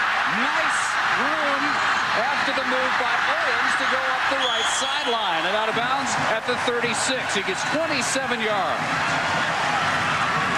And you can tell Chad Owens is not full speed here. He's the kind of guy that usually plants that foot and darts back inside and tries to go the distance. It's a tribute to him that he's playing in this football game, running right down the middle of the field. He fakes the outcut, coming right down the middle, as you can clearly see. A couple of nice cuts, and he's trying to get to the out-of-bounds marker rather than planting and darting back inside. Vili over there getting the rest of the Hawaiian Warriors cranked up on the drums. Owens fighting the sore toe. The matchup between Owens and Gilligan apparently not going to come off tonight unless things get dire for Boise State, and they have to get their leading receiver in. Mike Bass with another carry here. So Hawaii tries to get a little running game established, really, perhaps for the first time all night. We talked about how really good football teams tend to take command in the second quarter of games when they're sloppy early. Boise has done that, and it's Hawaii's job to answer them here before the half so they don't go out with a 10-point deficit. One of the things that USC was also watching today was the Notre Dame-Syracuse game. And since USC has a win over Notre Dame, they needed the Irish to win, and they didn't. They lost big at the Carrier Dome, so that has really harmed the USC position today. Andy Avalos went on this tackle, along with Julius Brown. And so with no help from Notre Dame, USC needs help from Hawaii tonight, but they're not getting it so far. after an early 7-0 lead, 17 straight points by Boise State. And a 10-point lead, just over 4 minutes to go in the half from Honolulu. By and large, we're seeing good pass protection from this young offensive line. We mentioned in the open, Asera, Satele, Fa'avi, Moinoa, and Brandon Eaton, 2 freshmen, 2 sophomores, and a junior, holding up pretty well against this Boise State dominating defense, a defense that's near the top in the country in all the significant categories. Number 4 in scoring defense, number 5 versus the rush, number 8 in passing efficiency of defense, number 1 in the WAC in 4 significant categories. So this has been a dominant defense. Hawaii moving the ball reasonably well. 34 yards on the ground for a team that, when they choose to run, is very good at it. Hawaii has 4 running backs averaging better than 6 yards per carry. Normally, you got 1 or 2 of those guys. You really have. Well, that's right. They're a 39% team on 3rd down, so you figure they get the inches they need here. But they spread the field and they run option keeper. Wheeled it. Great call. Great run. 1st and goal at the 6. 21 yards. Call of the night for June Jones and the Warriors. The last thing that Boise expected was the option. Nice rub off by the young offensive line. Brandon Eaton, number 66, bouncing down, blocking on the defensive tackle, opening up a huge hole. Wheeling just taking it through. No reason to run the option or pitch the ball. He went to his power back offense, Dave. Consisting of himself. Yes. He's got 36 of the 55 rushing yards for Hawaii. And looking end zone, looks up, sees more room, and is blasted at the 3 by Avalos. 2nd straight year for Avalos, leading tackler in the Bronco defense, and Wielden felt all his 222 pounds on this hit. Yeah, and Corey Hall as well, the middle linebacker, 25, 2 really stout tacklers. And Wheelan just took him on. He didn't dive, he didn't slide. He just lowered his shoulder pad and took him on and got it down inside the 3, showing a lot of grit. And he's taking very good care of the football. That's the most important thing a quarterback has to do. A little more to think about now for the Bronco defense. They may run it. 2nd and goal. For 6. Touchdown, culmination.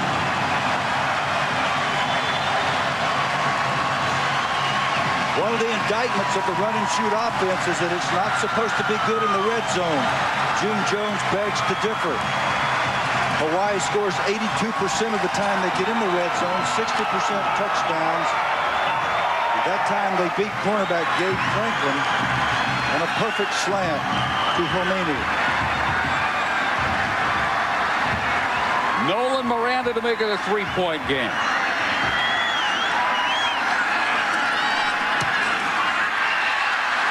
Strong effort to block that one by Corey Hall, but he couldn't quite get to it. It's 17-14. Wielden, a double threat on that drive. The option keep on 3rd and inches to get him to 1st and goal, and this to finish it. And if the Warriors win a field goal. Today we're so busy, even our stomachs multitask, as in heartburn, acid indigestion, and gas. So there's new Rolaids multi-symptom. We eat and run, scarf lunch and talk shop. Deal with kids, bats, balls, and Franks, heavy on the mustard. New Rolaids multi-symptom relieves heartburn, acid indigestion, and unlike Tums, gas that causes uncomfortable bloating and pressure with the most effective anti-gas ingredient. Yeah, multitasking, multi-symptom. New Rolaids multi-symptom. Fast relief for the way we live. Introducing a whole new line of over 30 power tools from Rigid that'll seriously outperform what you're using now. With exact line laser precision, batteries that charge in half the time, more torque, and the best warranty in the business. But the attachment that says the most about these tools? The pros who swear by them. Rigid, powerful, durable, professional. Buy them now at the Home Depot.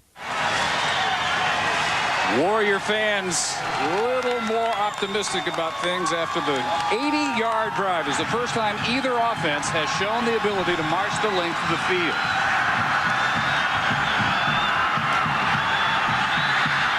Carr on the return. Look out. Great move. Carr tripped up at the 42, and Justin Ayat, the kicker, makes the saving tackle after a 56-yard return.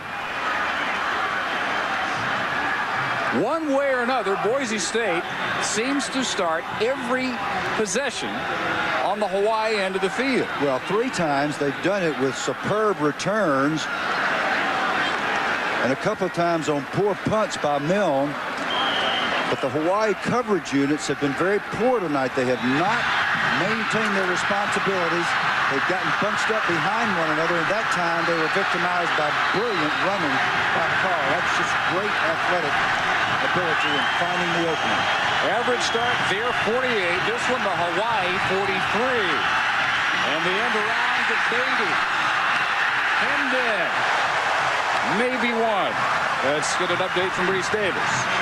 All right, Dave, coming up on the College Game Day halftime report, Trev Alberts, Mark May with me on a championship Saturday. It's left to BCS in chaos. And we'll talk about Oklahoma K-State. Does Oklahoma still deserve a shot to play in the Nokia Sugar Bowl? I'm not going to answer that tonight, but I'll tell you who should play in the Nokia Sugar Bowl. I think they call it a tease in the industry, Dave. Also, a record-setting day at Syracuse for their fine running back against Notre Dame. Another thing that didn't go USC's way today. Yep, a tease and a good one. I don't know if you guys can cover all that in just one halftime. Broncos need to cover 8 yards. Second down, and miscommunication here between Dinwiddie and Onabakun, the intended receiver, who broke off his pattern.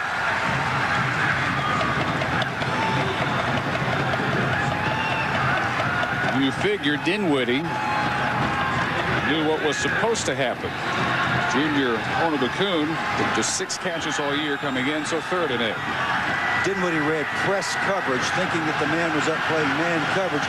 Onabakun didn't read it properly. He ran the out cut. Otherwise, they may have had a big one there. 3 wides to the far side on 3rd and 8. Hawaii showing blitz. Just a 4-man rush, and wide open inside the 10. Lawrence Beatty. The controversial catch on the last possession, 31 yards. No question on this one, 1st and goal. Kevin Millhouse in man coverage on the blitz. He expected that. Lawrence Beatty, a nice move. You'll see him coming right off as the slot receiver right there. He gets inside Millhouse. Wow. Millhouse was playing as if he were playing zone. Somebody was supposed to run with him and didn't quite get the job done. 3 tight ends now. 140 and a half. And David Michael, who's had a rather quiet first 2 quarters, reaching the 7, brought down by David Gilmore. And here's the throw. It really wasn't a tough throw at all for Dinwiddie because there was a blown coverage. The inside guy, Millwood, did not have man coverage there. He was coming from an outside zone. A linebacker, somebody blew a coverage that was supposed to be running down the middle. Boise State still with the luxury of leading and not having to play the banged-up Tim Gilligan. The hopers they don't have to tonight. Michael sweeping, cutting it back, leaping, scoring. Touchdown. And what a swift answer by the Broncos. 56-yard kickoff return by Carr. And a touchdown drive quickly, getting them back up maybe by 10 inside the final minute and a half. And our man, Mr. Schumann, number 91, coming in motion. Beautiful lead block. We'll get a chance to see that after the kick.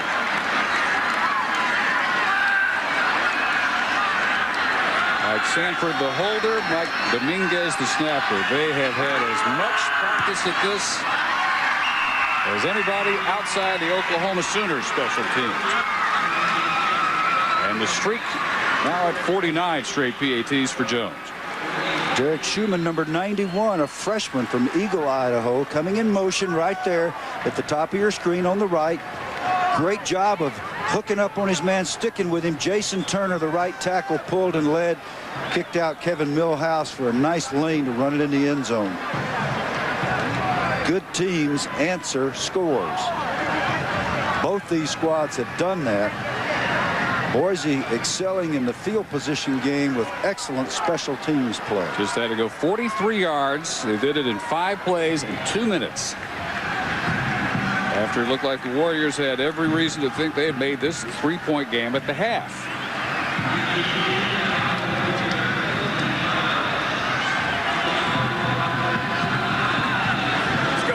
Hawkins in charge of the 12th winningest program all time. This is a program that not that long ago was 1AA, and not that long before that was a junior college. Jones continues to make returns impossible for West. Big Sunday night matchup on ESPN, which will feature the return of Michael Vick to the Atlanta Falcons. 8 out of 11, 60 yards last week in his first action of the season, ready to start against the Panthers tomorrow night. 8-4, one of the surprises of the NFC, undefeated within the division, with Stephen Davis already near 1,300 yards on the ground. NFL Primetime presented by Miller Lite at 7:30. 8:30 game time, Sunday Night Football. 58 seconds for Wheeldon to work with. Last time he had it, he engineered an 80-yard drive. It's about how far they've had to go every time they've had it. Going deep for Cochran, underthrown, miss with the pick. And it's 5th of the year. Fumble. Still loose. No telling who's on the bottom of this pile. It's a Bronco at the 42. Cam Hall, number 27. I'm not sure Nurse didn't drop that ball intentionally so that they could continue to move it down the field, almost like one of those late kickoff returns where you just keep dropping the ball or throwing it backward pass. Good pressure that time by number 99, Alex Guerrera of Boise State. Actually tipped the ball and caused this to happen. You see big 99 hit Wheeldon's arm, caused the ball to pop up in the air for the easy interception. Great penetration by Guerrera, and one of the few times that the young offensive line has been whipped. So it turns into a duck and an easy Wes Nurse interception. The fumble recovered by Dane Oldham at the 41. Boise State right there again with a short field. And Brett Ralph with his first catch of the night, and the flag is down. Now watch Wheeldon with his arm. One of the ways quarterbacks get hurt the worst is when their arm is grabbed when they're in the motion of throwing.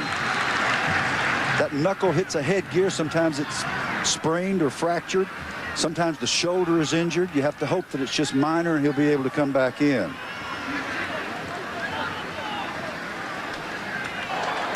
Offense, blocking below the waist. Number 85, 15 yards from the spot of the foul, remains second down. Rather unusual call, considering they call that on the kicker. So Frank White, yeah, they're not used to calling out the numbers. Having a real tough time with the numbers, but whoever did it, it's not Tyler Jones. Probably 83, Jerry Smith. Coming back toward the ball, you're not allowed to block below the waist. 1st and 20, Dinwiddie. On the out, finds Acree again. Acree, his favorite target here in the first half, and they work their 2-minute drill with 24 seconds to go. How badly was the right hand bang for Wheeldon? Well, the doctors are not with him, and they're not holding it, and they're not taking him in to x-ray it, so it looks like it's probably minor at this point. Yeah. Looks like he's okay.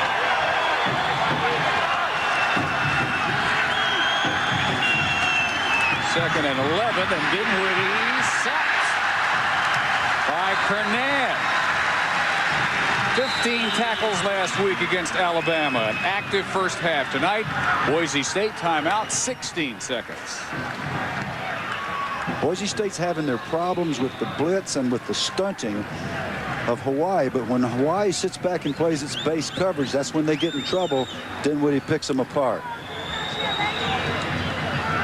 ABC's The Thrill of Victory 2003, presented by Bank of America, comes up Sunday at 3:30 Eastern, 10:30 a.m. Hawaii Standard Time. Join host Justin Timberlake to look back at the year's most amazing athletic achievements, including Ohio State's national championship 14-0 run, culminating in the Fiesta Bowl. That'll be one of the highlights covered on ABC tomorrow afternoon. So 3rd and 19, 16 seconds to go. Hernan just a thorn, a load wherever he winds up. And the Warriors now just making sure they don't give up another mistake in the secondary, allowing them to even think about field goal position or worse. Well, they've had them in these 3rd and long situations a couple of times and let them off the hook with poor coverage and allowing Dinwiddie to go down the middle against the 3 deep with a free safety. Let's see what happens here. Well, what happens are flags before Dinwiddie could even get the signals called. When it comes from back there, it's usually the clock. Well, they showed 5 seconds still this time. Illegal substitution on the defense, 12 men on the field, 5-yard penalty, still 3rd down. Or if it comes back there, it can be a substitution penalty. So 3rd and 14, line to gain the 31 for the first down. Boise State has really had an attitude every week about proving themselves this week, and it's produced 11 wins and 1 2-point loss at Oregon State. Dinwiddie again pressured into a sack. Kevin Jackson with the first contact this time, right behind Travis LeBoy's pressure from the defensive line. And that ends up the final play of the first half. So Hawaii with the early lead, then they see 17 unanswered points by the Broncos. 80-yard drive by the Warriors, answered by the Broncos again, and 24-14. Boise State, the number 17 team in the country, up here by 10. Let's go to Reese Davis in the studio. All right, Dave, Trev Alberts and Mark May will join me in this game, not going to form for USC. Although the Trojans took care of their own business, we'll talk about the tremors you might be feeling as a result of Championship Saturday. We continue on the College Game Day halftime report. In the Big 12 Championship game, Oklahoma and Kansas State, and the Wildcats put a whipped alphabet team you like, LSU. How about USC trying to get a handle on the top spot? 2004 ESPN Sports Almanac, a perfect holiday gift. He's multi-time Supercross champion Ricky Carmichael, and only Radio Shack has him. Huh? It's the Honda CR250R Motocross Bike RC, featuring Ricky Carmichael. It's an RC. Exclusively at Radio Shack. Race it over the roughest terrain. It jumps, it corners, it even rights itself. It's the Shack's fastest RC. I'm the fastest RC. Comes with everything shown here. Batteries sold separately. Man, I wish I could do that. At your RC headquarters, Radio Shack. It's not your job.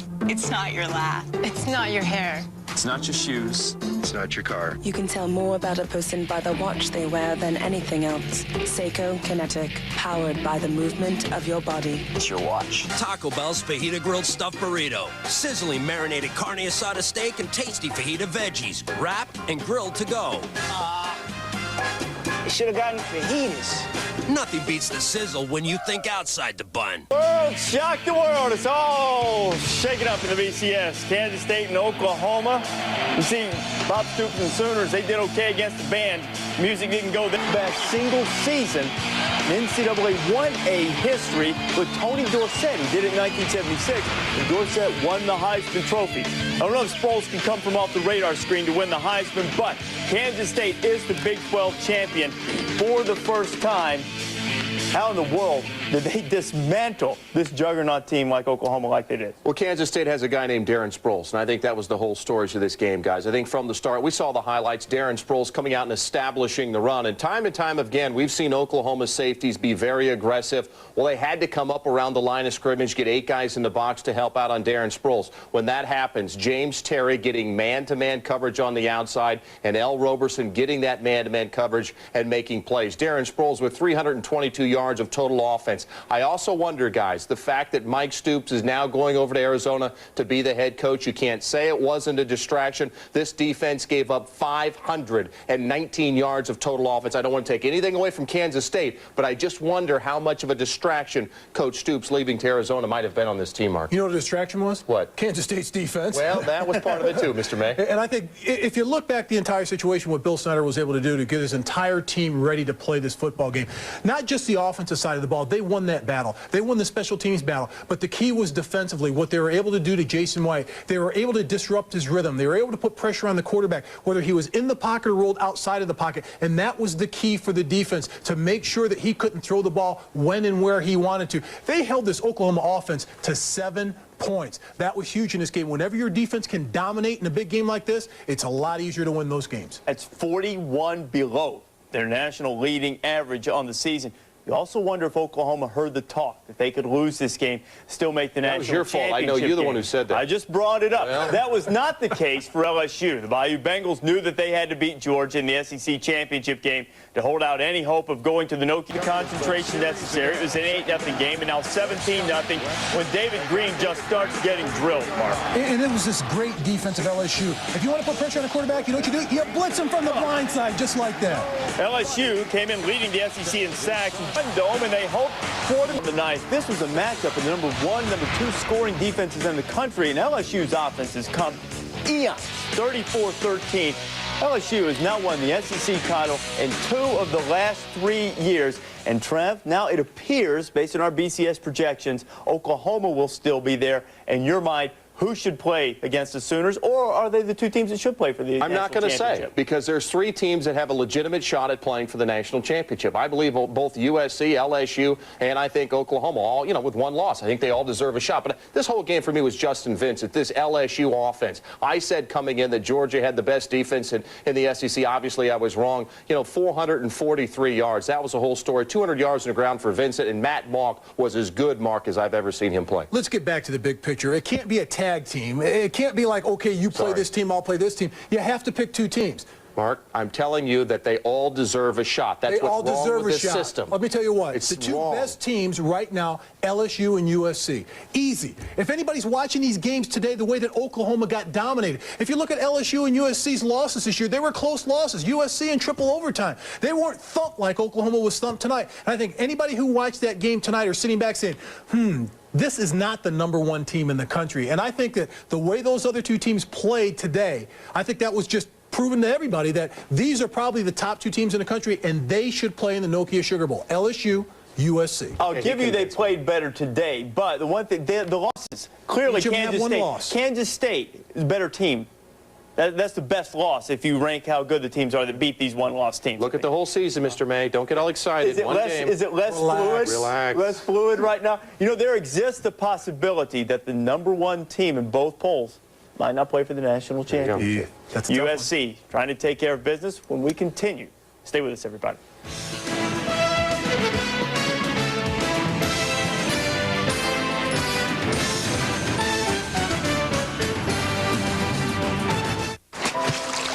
What you doing, Brian?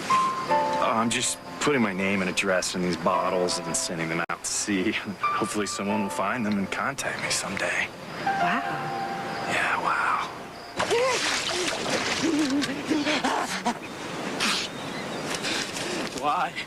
Why do you torture me, Brian Henderson of 12 Maple Lane? For the great taste that won't fill you up and never lets you down, make it a Bud Light. Brian.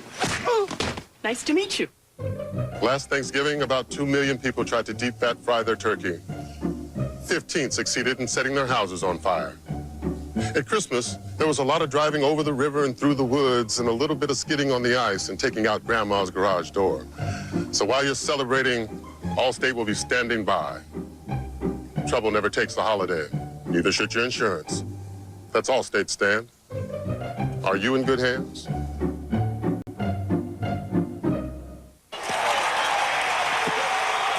They set up in the eye on this, the last play of the game. And here's the snap. Hand off to the tailback. Peterson tries the right side. Wow, what a hit. But he stays on his feet, and he's ripping to the outside, and it's wide open. Touchdown. Give him a touchdown.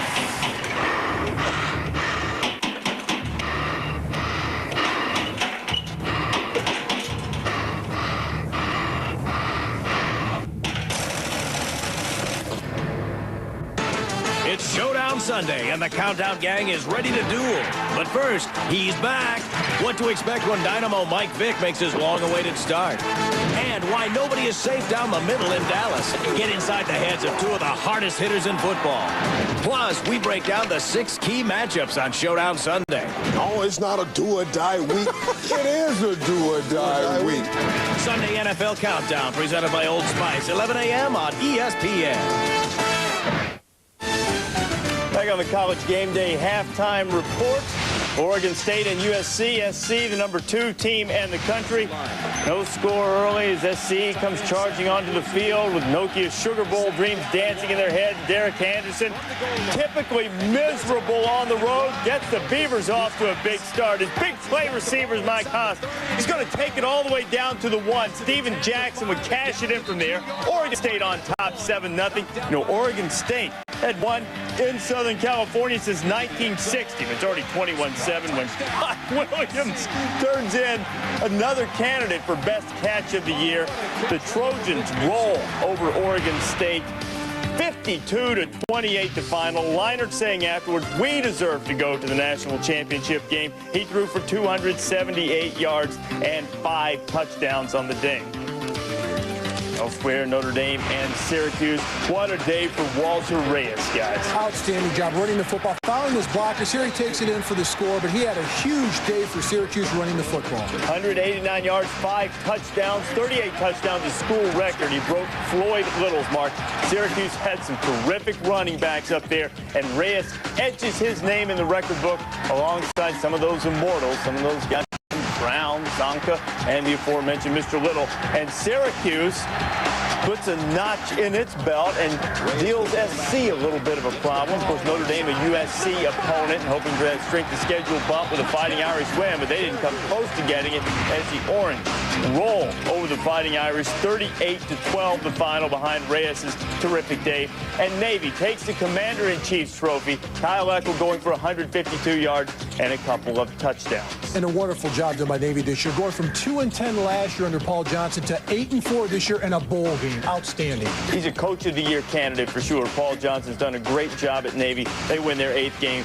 Army finishes off 0-13. Hawaii not helping USC either. The Trojans and all of these BCS computer formulas. 24-14. Boise State still has the lead. We have more after this. Wow, they smell great. Did someone bring a bouquet? Actually, it's more like a bouquet. Now pick up a fresh holiday meal with all the fixings and get a large popcorn chicken free. For Kitchen Fresh Chicken, you got a KFC What's Cooking.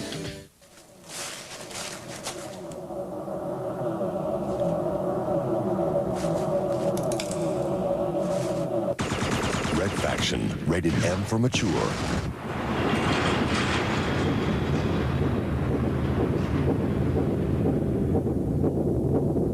Tom Clancy's Splinter Cell Teen Stealth Action, rated T for teen.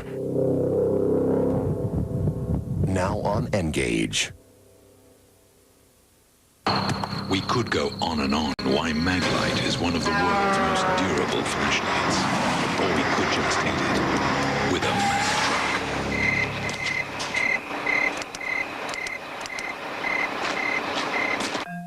Imagine a place where dynamic learning and a picturesque setting come together. Experience award-winning faculty, state-of-the-art technology, and the very best in academic programs.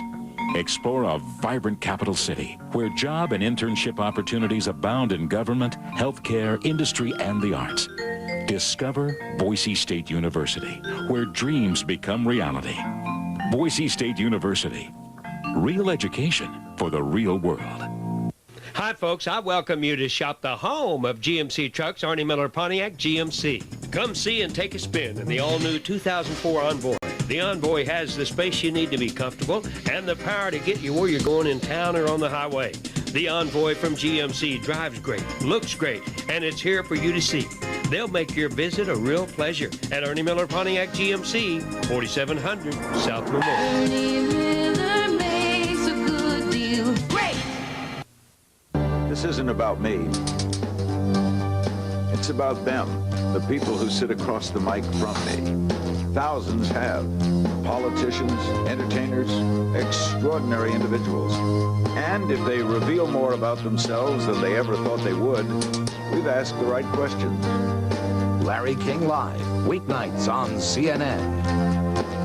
Presented in part by Bruce G. Weber Precious Jewels, 1700 Utica Square. Back on the College Game Day Halftime Report. Don't forget, Sunday night, 6 o'clock Eastern Time. Trev, Mark, and I will break down all of the bowl games on the College Game Day Bowl Selection Special. Perhaps a little bit lost in Kansas State winning the Big 12 is the fact that Texas, which appeared to be on its way to a BCS game, now be left out because certainly Oklahoma is going to a BCS game. So too the K-State Wildcats. 1AA quarterfinals where they have no such problems with computers and the like. Delaware, a 37-7 winner over Northern Iowa. They advance to the semifinals. Colgate in the snow against Western Illinois. Scored late. They win it 28-27. Colgate remains unbeaten at 14-0. Wofford doubling up Western Kentucky 34-17. They advance to face Florida Atlantic in the semifinals. They win it over Northern Arizona. Our game right now, Boise State and Hawaii. And right now, Boise State has the lead on the Warriors, and we still have BCS ramifications here. 24-14. Boise State 11-1. They've already wrapped up the WAC. Hawaii, an opponent of USC. We've got a lot of factors coming down among these three teams as we go down to the final BCS standings, which will come out tomorrow. Strength of schedule will be one of them. USC didn't get any help from Notre Dame, hoping for a second-half rally from Hawaii.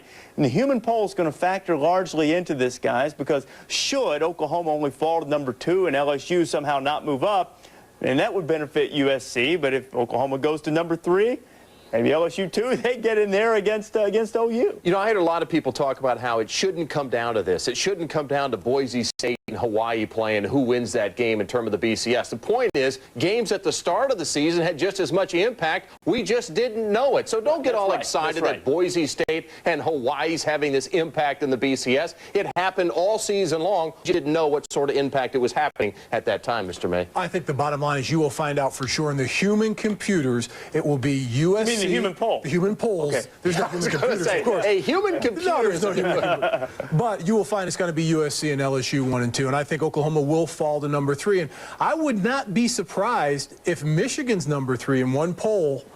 Wow. And no way. No way a two-loss Michigan. Two-loss Michigan. The way that team? they finished the season, I'm telling you, there are a lot of people that are going to sit there and say, I can't believe the number 1 team in the nation got thumped 35-7. That may be true, but you know what? Michigan didn't have a chance to make a statement here at the end. So I don't know. I'd be surprised. I'd be surprised if that happened. I'll pat you on the back if it does indeed happen.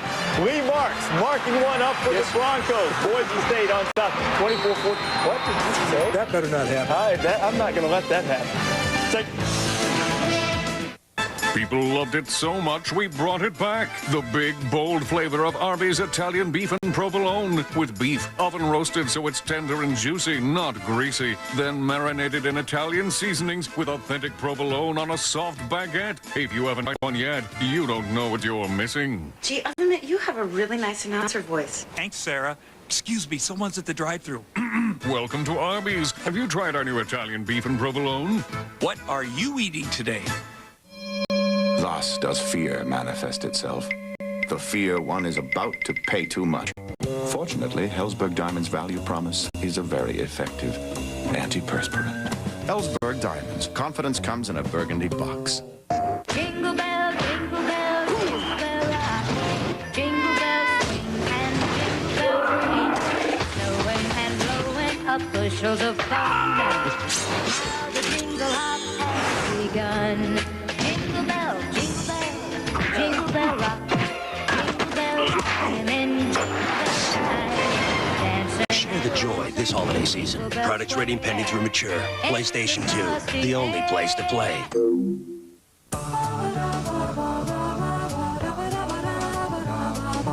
Crest Spin Brush. The superior clean makes it one holiday gift that's actually good for your family. Crest Spin Brush, a better spin on clean. It's where academics count. It's where athletes count. It's where alumni count. Count it all up, and you'll have a crystal clear picture of what we believe, who we are, and what we do. Our purpose, our focus, our passion. We are the Western Athletic Conference, where actions count. Welcome back to Aloha Stadium in Honolulu. Ready for the second half now. 24-14 Boise State over Hawaii. And if you're trying to boil down the first half, one key play, the 56-yard kick return by Chris Carr for Boise State right after Hawaii had cut the lead to 3. Yeah, that would be the key play, but the key plays are the returns. Buried way down here in these stats, 4 returns for Boise State, 121 yards, Dave. 4 returns for Hawaii of kicks, 6 yards total. That's why the field position game allowed Boise State to take the lead.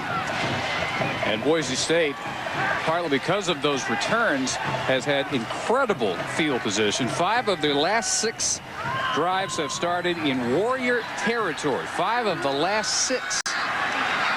Last 6 Hawaii drives have started at their own 17. And Justin Ayat driving Carr 5 yards deep, decides to bring it out. That's almost never a good decision unless you're Chris Carr, and he nears the 30. Boise State has also had the ability to show balance on offense.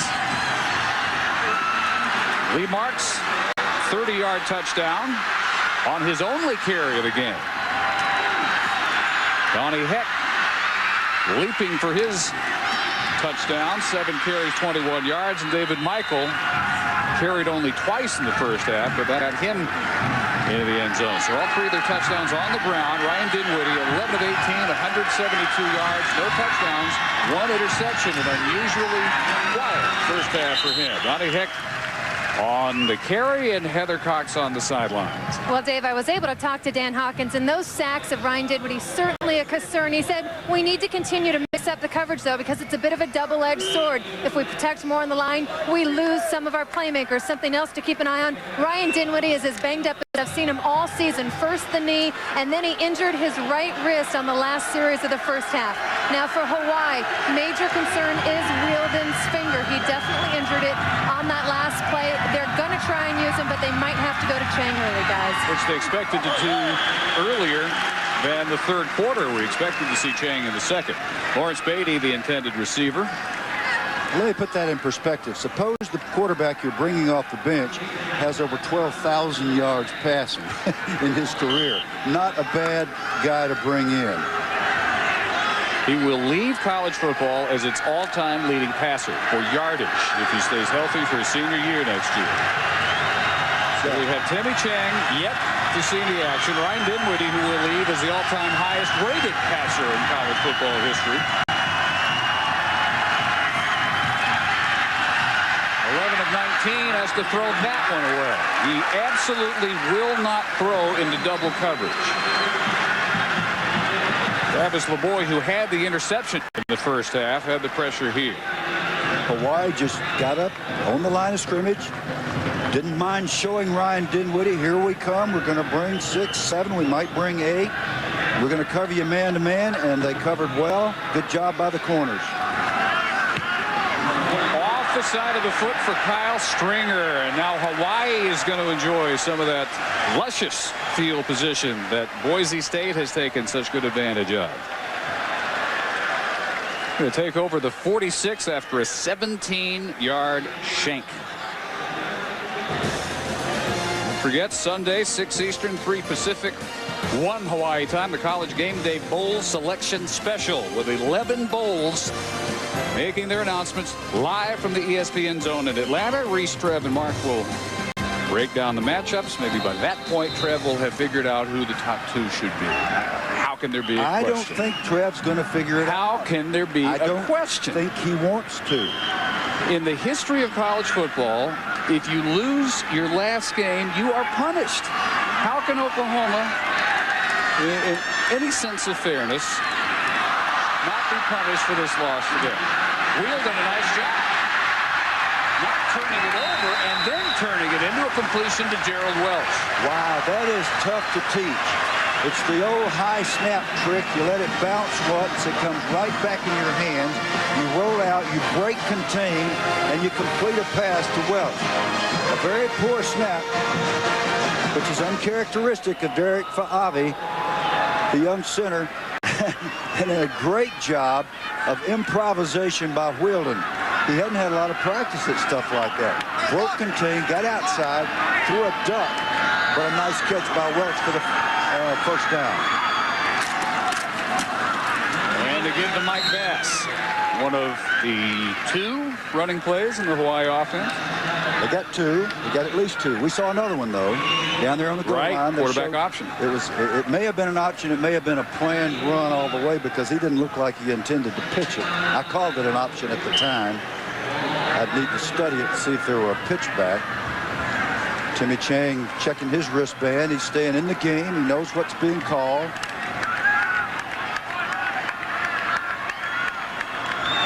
The receivers come to the left side for the 2nd and 9. Cochran is right. And Wheeldon wanting to go to him. Instead looks up. Owens deep and underthrown and batted away by Cam Hall. Boy, for just a flash, Chad Owens was loose at the goal line.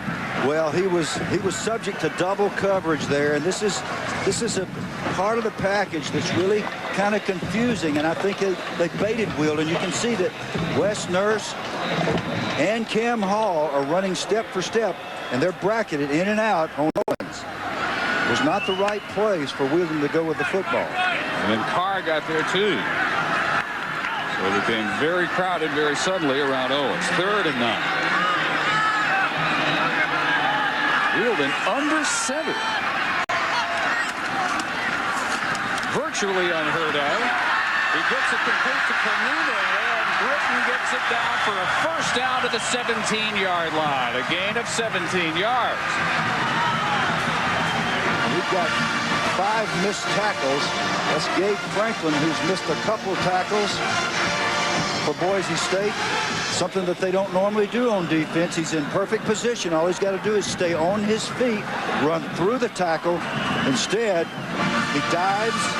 Romine escapes. The free safety Wes Nurse has to bring him down. So the Warriors on the march. Trying to take advantage of the gifted field position. Draw play, Mike Bass. Bass! Touchdown!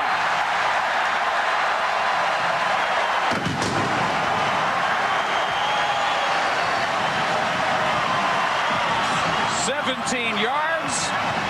Hawaii again can cut it to 3. And now you see why Hawaii's running backs average, in Bass's case, averages 6 yards a carry every time he runs the football. Everybody in white was playing pass. Nolan Miranda, 24-21. So we see it again. A shanked punt, a short field, and a quick score by a very quick 5'7" junior from Corona, California, Mike Bass. Is 24-21.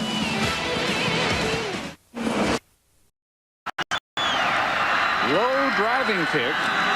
We haven't seen yet. Donnie Heck on the return.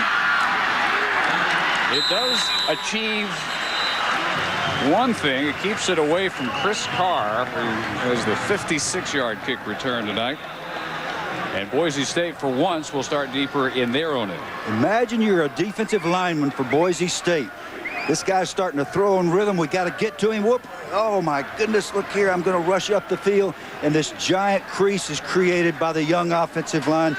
Great job of draw blocking, and that's a specialty that offensive linemen have to work long hours to perfect. You set up, you allow the defensive lineman to go where he wants to go, but you steer him farther than he wants so that you create openings. Tala Asira, Samson Satelli right there. Two freshmen doing a great job of opening up a big hole for the touchdown run. Well, you have to do it again. There's a flag that I think anybody detected, and they're going to call illegal procedure. On Hawaii, you've seen offsides on kicks. When have you ever seen illegal procedure on the kicking team? Well, there's a rule that you have to have at least 4 men on each side of the kicker. Now, I didn't count to see what they had, but that would be the only thing I could think of that they could have called if it were not offsides. Well, they won't have that problem this time, and they again drive a low bouncer. Boise State is going to end up with much the better of this exchange as Andy Weldon returns it near midfield.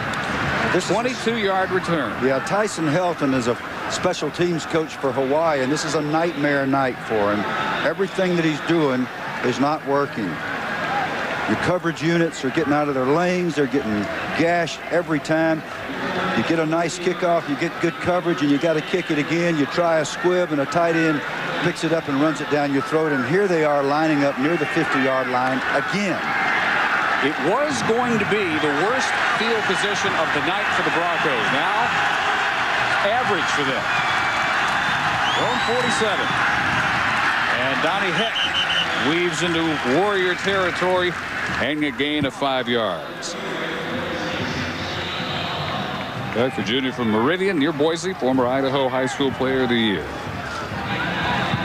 Last time Hawaii got within 3.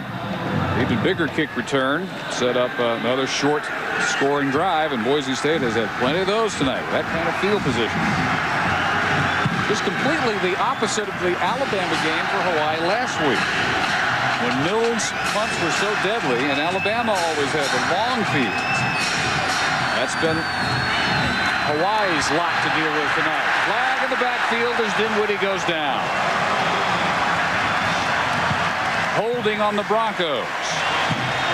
Isaac Sopawanga getting to him. Big man, 97, 6'3", 337 pounds. Can slam dunk a basketball. Is an outstanding volleyball player. And I think we're going to be watching him play football for a long time to come. Out of junior college, recruited by Florida State, Nebraska, Kansas State, Washington State, Texas A&M. After 31 sacks as a sophomore. National holding on the offense, number 73. That penalty is refused. Third down. Darren College, the tackle out of North Pole, Alaska.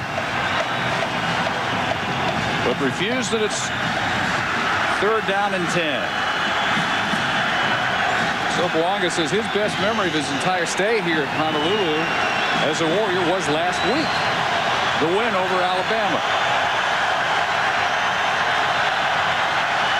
46% this year. Boise State converting third downs.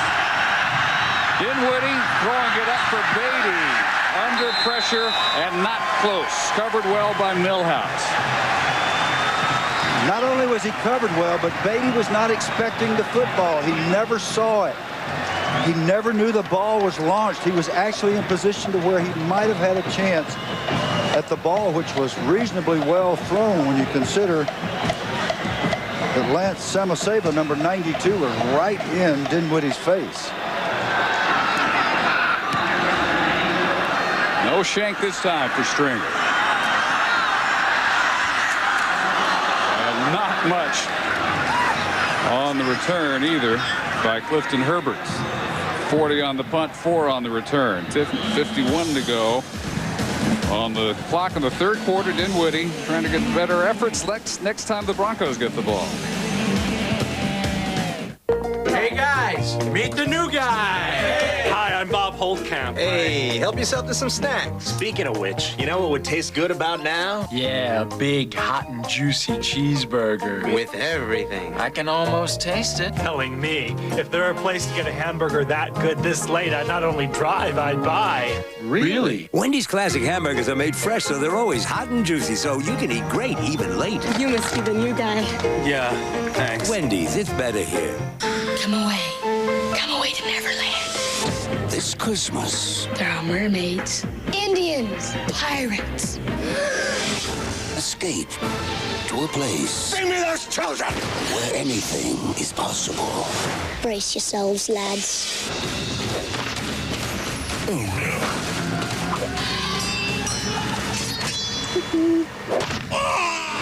Peter Pan, rated PG. A theater's Christmas Day.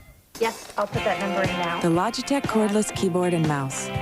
With no cords to tie you up, slow you down, or hold you back, Great. We'll ship that out tomorrow. you might just get a little carried away. What will you do with all that freedom? ESPN College Basketball, Providence, Illinois, and Texas, Arizona. The Jimmy V Classic, Tuesday at 7 and 9:30 on ESPN. Bitter rivals meet in Hockeytown on ESPN Thursday Night Hockey.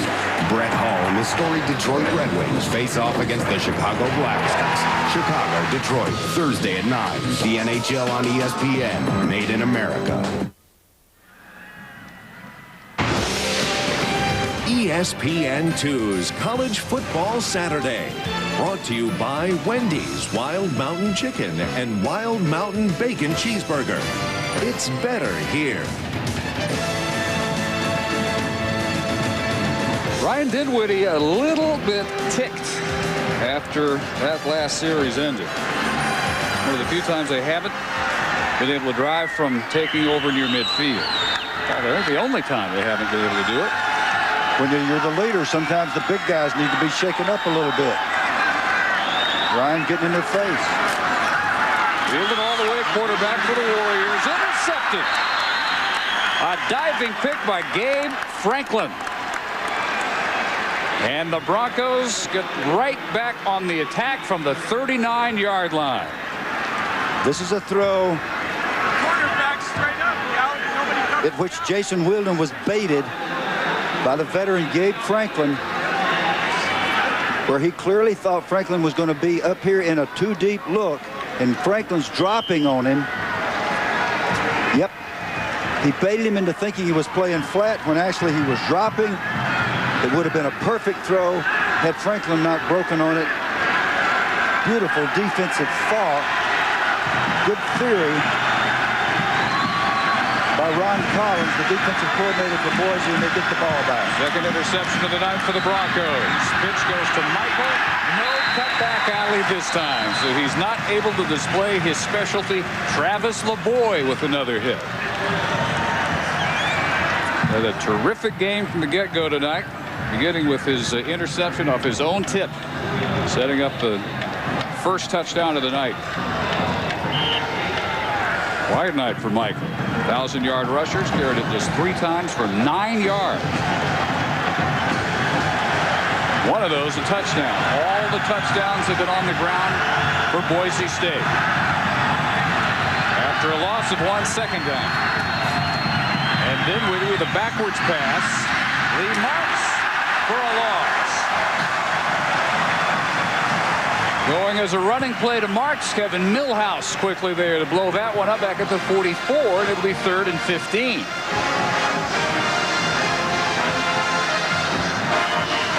Really interesting. They changed the strength twice.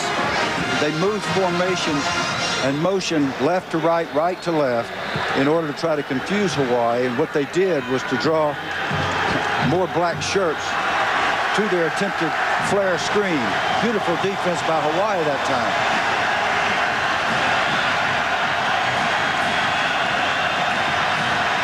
See the Warriors drop back 6 in the secondary. Dinwiddie's pass incomplete, intended for Brett Ralph. Only back at the original line of scrimmage, even if he had made the catch. And Keani Alapa has been quiet tonight. He's sort of the main man, the linebacker, number 46, for the Warrior defense. nice job of reading the inside route, jumping it, and maybe just holding just a shade, but getting the pass broken up with no flag showing. So that's twice in a row now. The Warrior defense standing firm after Boise State takes over with field position. That was almost a perfectly angled punt by Stringer. Just about a yard away from perfect. 44 will net 24.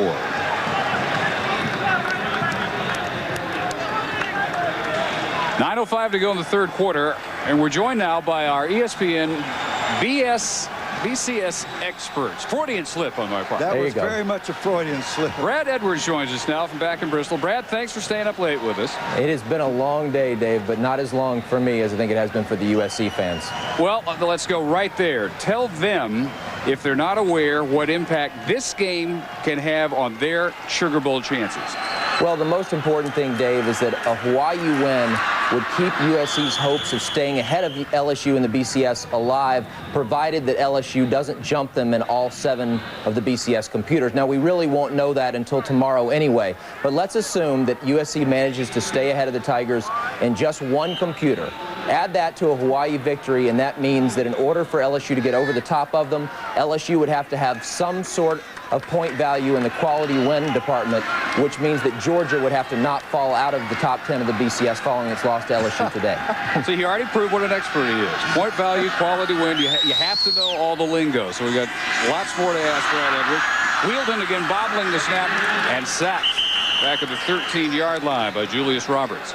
So lay out the possibility now that USC could be #1 in both the human polls, the AP and the ESPN USA Today coaches poll, and not be in the Sugar Bowl. How is that possible? Well, at this point, Dave, it's really not far-fetched at all. Basically, if Boise State wins this game, then the only hope that USC really still has of getting ahead of LSU in the final BCS is for Oklahoma to get wedged in between the 2 teams in the polls when they come out tomorrow. If it's USC #1 in both, Oklahoma at #2, LSU at #3, in any of the polls, that's good news for USC. However, if the Sooners fall to #3 in both polls, then I fully believe that what you're going to see is Oklahoma still #1 in the BCS despite being #3 in both polls, and USC, despite being #1 in both polls, will be #3 in the BCS and will not be playing in the BCS championship game. That's why I called this an Orwellian nightmare. The computers are running the humans. Like a bad Matrix movie, you know? At least now we have some understanding as to why. Now also, lay out the scenario affecting Boise State for the Fort Worth Bowl as Hawaii punts from their own goal line here. Because WAC Commissioner Carl Benson here tonight said that it really depends on where Big 12 teams end up in the BCS. This punt ends up in Hawaii hands. Recovered at the 48-yard line by Gilmore. Big play for the USC fans, though. Well, you can hear the cheers in L.A., can't you? Yeah, you can. So Brad, you're saying that's a big play for Southern Cal. Well, you know, Coach, it might not even matter. I mean, there's a chance that LSU could jump over USC in all 7 computers, and this game is basically a moot point as far as the LSU-USC battle. But we really won't know that till tomorrow, so USC fans should still be pulling for Hawaii. It's the best chance they've got right now, other than what I said about Oklahoma falling in between USC and LSU in the polls. So it sounds like the big ifs are that one that you just articulated and whether or not Georgia drops out of the top 10. That's right. Those are the questions we have right now. To get back to what you asked earlier, Dave, about what this does for Boise State. Right now, the question was coming into the day, the berth for Boise State in the Fort Worth Bowl was dependent upon the Big 12 having 2 teams in the BCS. Now, we were all under the assumption that Texas was going to get one of the at-large bids.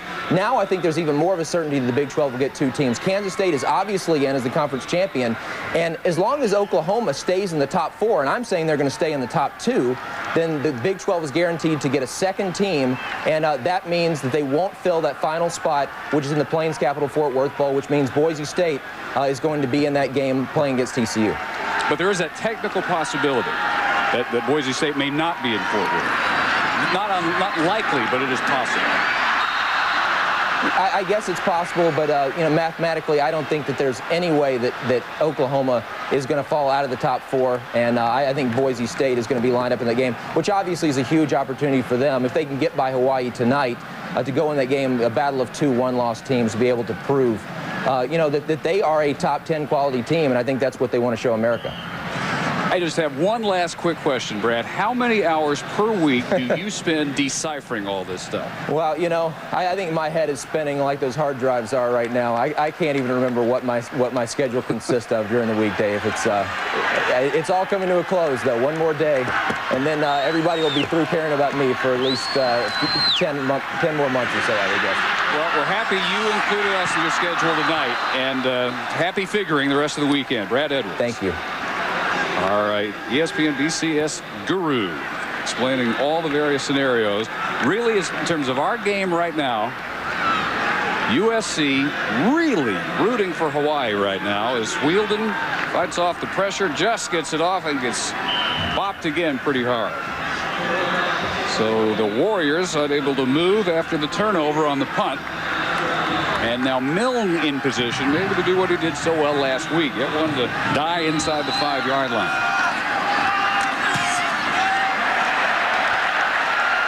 Good chance of it here. Allen refusing the fair catch. Refusing to pass up fielding it, period, inside the 10, which is what you're supposed to do. And the Broncos will start from their worst spot all night, their own 9, when we come back to Honolulu.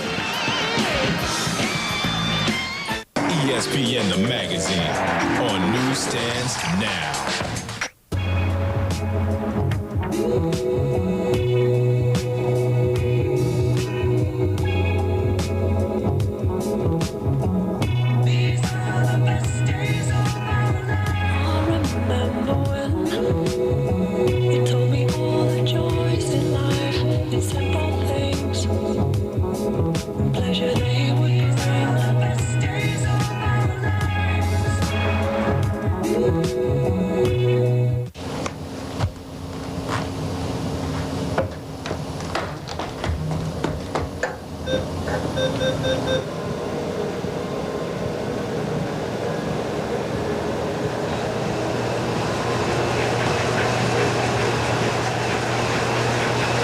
Free up your night for Outback's tempting coconut shrimp and our royal port catch.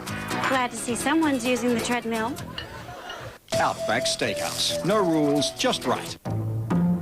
It's not your job. It's not your laugh. It's not your hair. It's not your shoes. It's not your car. You can tell more about a person by the watch they wear than anything else. Seiko Kinetic, powered by the movement of your body. It's your watch.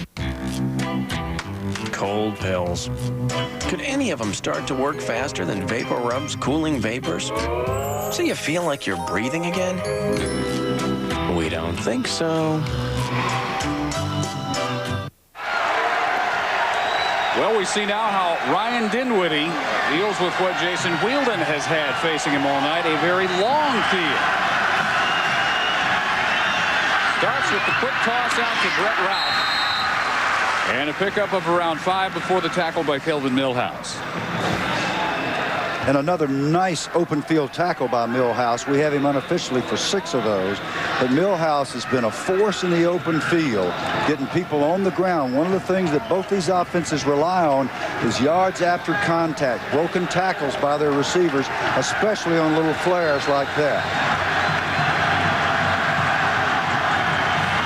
A little bit of breathing room out to the 14. Johnny Heck with a couple of broken tackles, a couple of hard-fought yards. And third and right out about 1 coming up. Keone Alapa, strong side linebacker. One of the outgoing Hawaii seniors in their final regular season home performance tonight. Of course, they're right back here at home against the University of Houston Christmas Day in the Sheraton Hawaii Bowl. That matchup not dependent on BCS considerations, unlike possibly Boise State TCU in the Fort Worth Bowl. Heck on 3rd and 1, easily with a first. And there's a real battle in the trenches now. One question in my mind is whether or not Boise State's offensive line, which does not match up physically with Hawaii's athletic ability and size with their defensive tackles, whether or not they could knock them back enough to mount a quality running game. And they haven't averaged a lot yet per carry, but they've gotten 3 touchdowns on the ground, and they've been able to make key first downs like that one.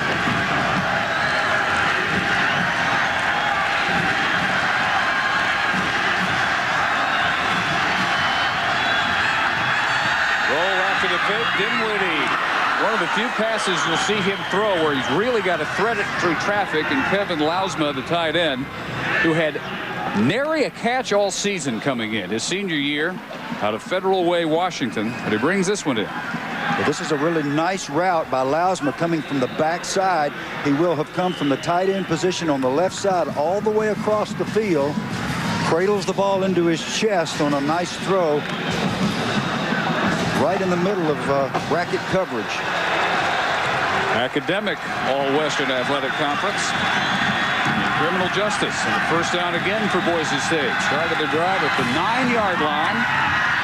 Impressive march so far. Dinwiddie ready to go deep. McPherson all alone, running past Millhouse down to the 36.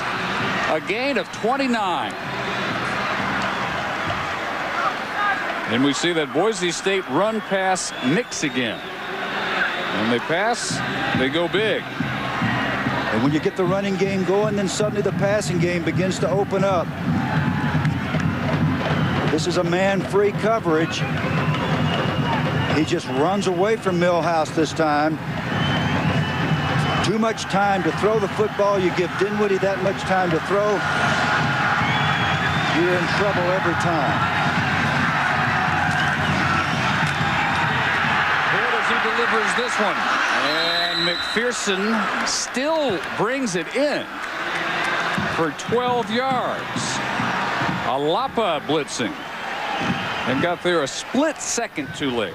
Very first play of the Nevada game a week ago, McPherson caught a little out, turned and ran the distance and went for the touchdown. He's got excellent speed. He's running away from the man coverage now, underneath and on the outside. And even though Dinwiddie's hit here and it's not a very good, very pretty throw, it still gets in there. So from their own 9 to the Warrior 24.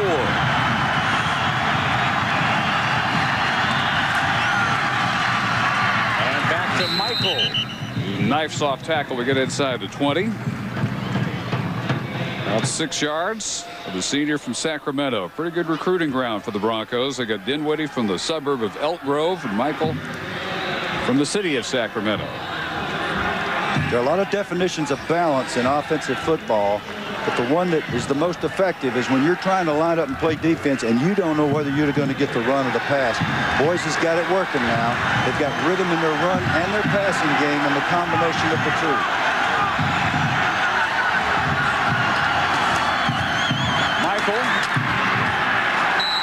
Hit quickly by LeBoy.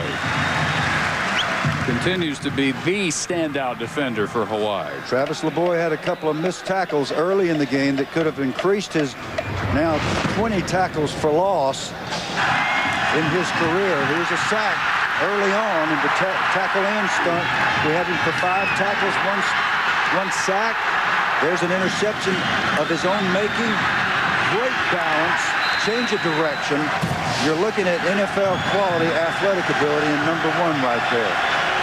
What about NFL quality for Dinwiddie? That's a question worth answering with the numbers he's put up. 6'1", 192, not NFL size. Michael turned away right as he gets to the sticks, and he's about a yard short. LeBoy there again, along with Abraham Elimimian over from corner. Dinwiddie's the kind of guy that coaches compare to Joe Montana. When we talked about Dinwiddie with the Boise State coaches, Hawkins said he reminds me of Joe Montana. When we talked to June Jones and his assistant coaches, they say this guy's the best quarterback that we've had to coach against since we've been here. They say he's not 6'4", but he's everything else. Another comparison they make to Brett Favre, who can pull out your 4th and 2s. Ken Dinwiddie wants to go deep middle, and he has his man at the 13, Lausma again. The only 2 catches he's made all season on this drive, which began at the Bronco 9. There's a marker down late back in the secondary.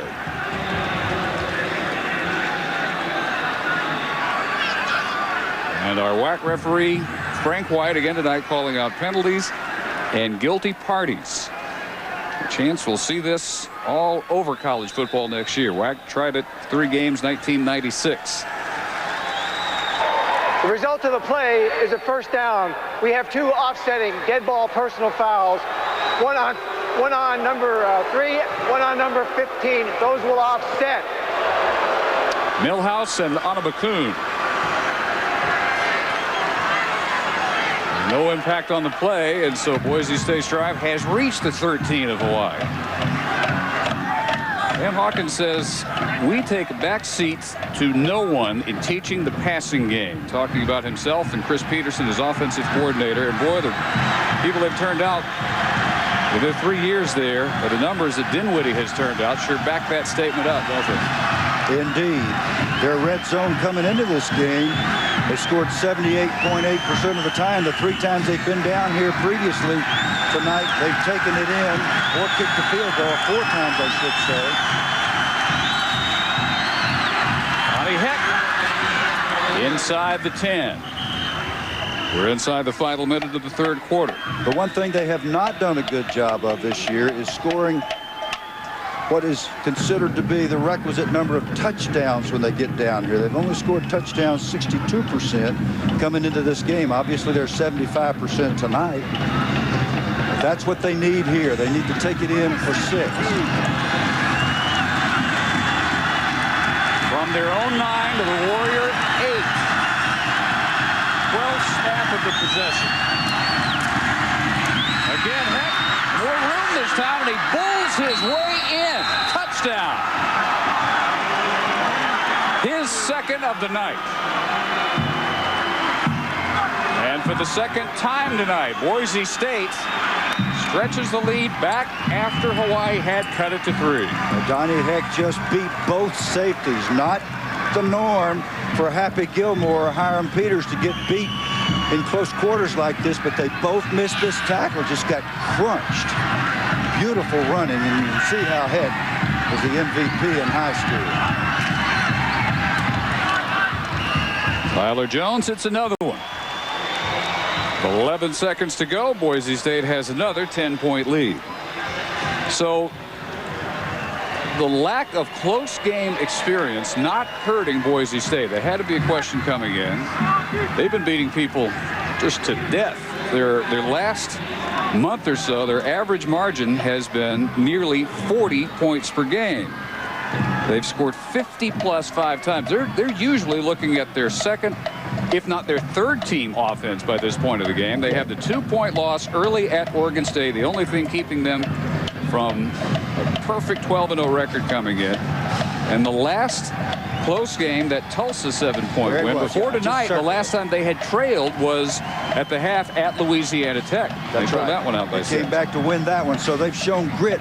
I think what you saw out of Dinwiddie on the sideline, when they went 3 and out after they got the ball in good field position, he was livid.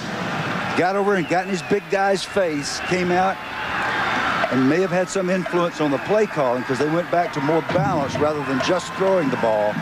Connected on some key 3rd down conversions and ran the ball well. And started to look like Boise State has looked all year.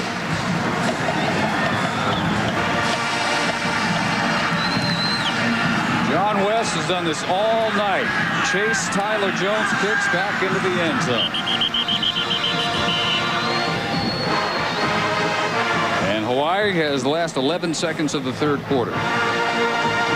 Johnny Heck has 48 rushing yards, 13 carries, and 2 of them have been into the end zone now.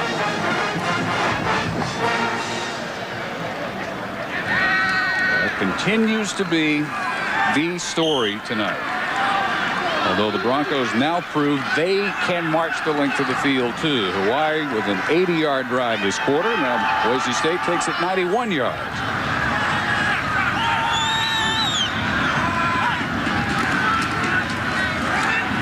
Wielded, wide open culmination. And a gain of 6 with 6 seconds to go. Has there been a point tonight, Bill, where you thought you'd see Timmy Chang out there? I thought we'd see him in the second quarter, and this is where a coach can get himself in trouble, because June Jones said publicly, told us, okay, I'm going to get him in the second quarter. Well, there wasn't the opportunity to do that, and when you paint yourself in that corner, sometimes you can create a morale issue if you don't get him in. I haven't seen a point since then that it would have made sense. Culmination again, first down at the 35, and still 1 tick on the clock.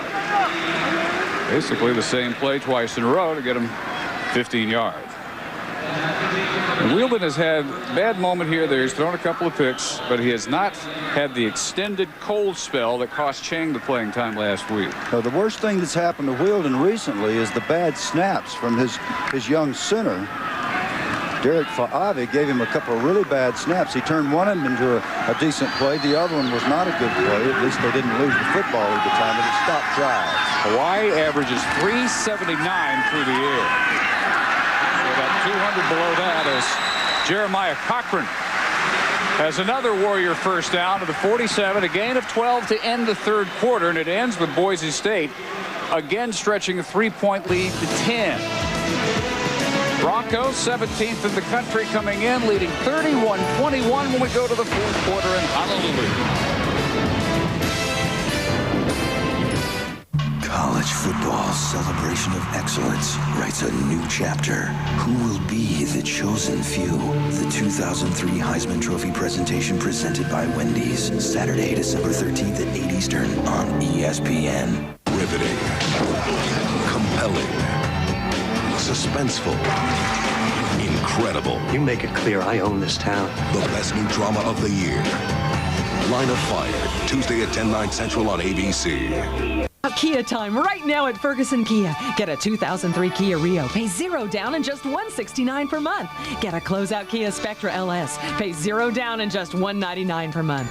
Get a new Kia Optima. Also with $0 down and just $239 a month. Get closeout deals on all 03 Sorrento SUVs. And Sedona fans, make every mile count, because all Ferguson Kias come with 10-year, 100,000-mile long-haul warranty. Ferguson Kia, 161st in the BA. Own a timeshare? Sell it for cash. Own a campground membership? Sell it for cash. Now's the perfect time to buy, sell, or rent your timeshare for cash. Call right now for your free information kit to buy, sell, or rent your timeshare or campground membership for cash. Be one of the next 200 callers for your free information kit, and we'll include 10 secrets to buy or sell your timeshare by vacations only. Buy, sell, or rent your timeshare for cash. Call now. Don't wait to pay another maintenance fee or tax bill. It's a free call, so call now. Fourth quarter at Aloha Stadium in Honolulu, Oahu, Hawaii. Last regular season game for the seniors. Dave Barnett, Bill Curry, Heather Cox. 31-21 Boise State, but Hawaii marching nicely at the 48-yard line.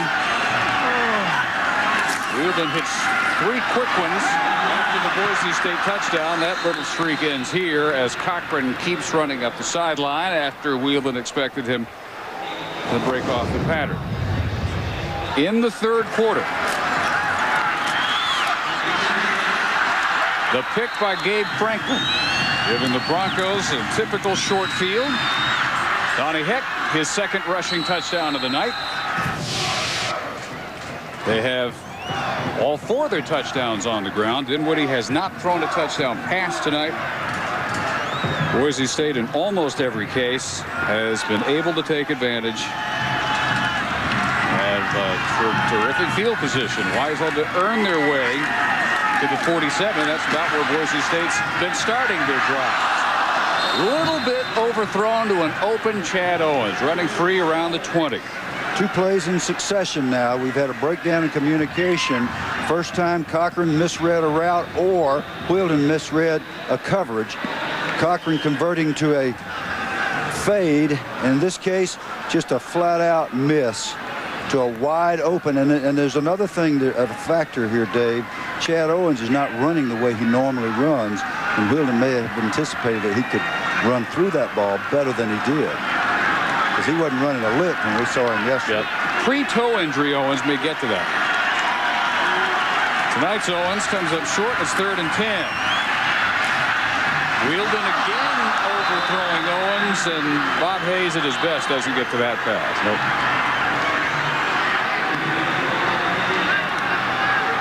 So the drive ends at the 47. You got almost 15 minutes left in this football game. Now might be the time, the next time the football goes to the Warriors, to bring Timmy Chang on. Andrew Browning with that pressure. Maybe. Let's see if you get that electric jolt that June Jones got out of Wielden the last 2 games.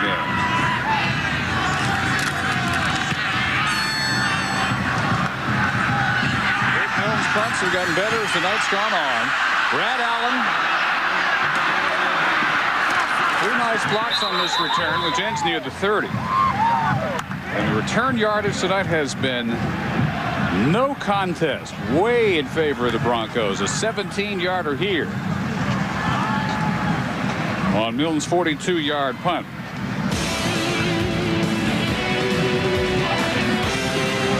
The block by Cam Hall clearing the way that time. Wow, they smell great. Did someone bring a bouquet? Actually, it's more like a bouquet. Now pick up a fresh holiday meal with all the fixings and get a large popcorn chicken free. For Kitchen Fresh Chicken, you got a KFC What's Cooking.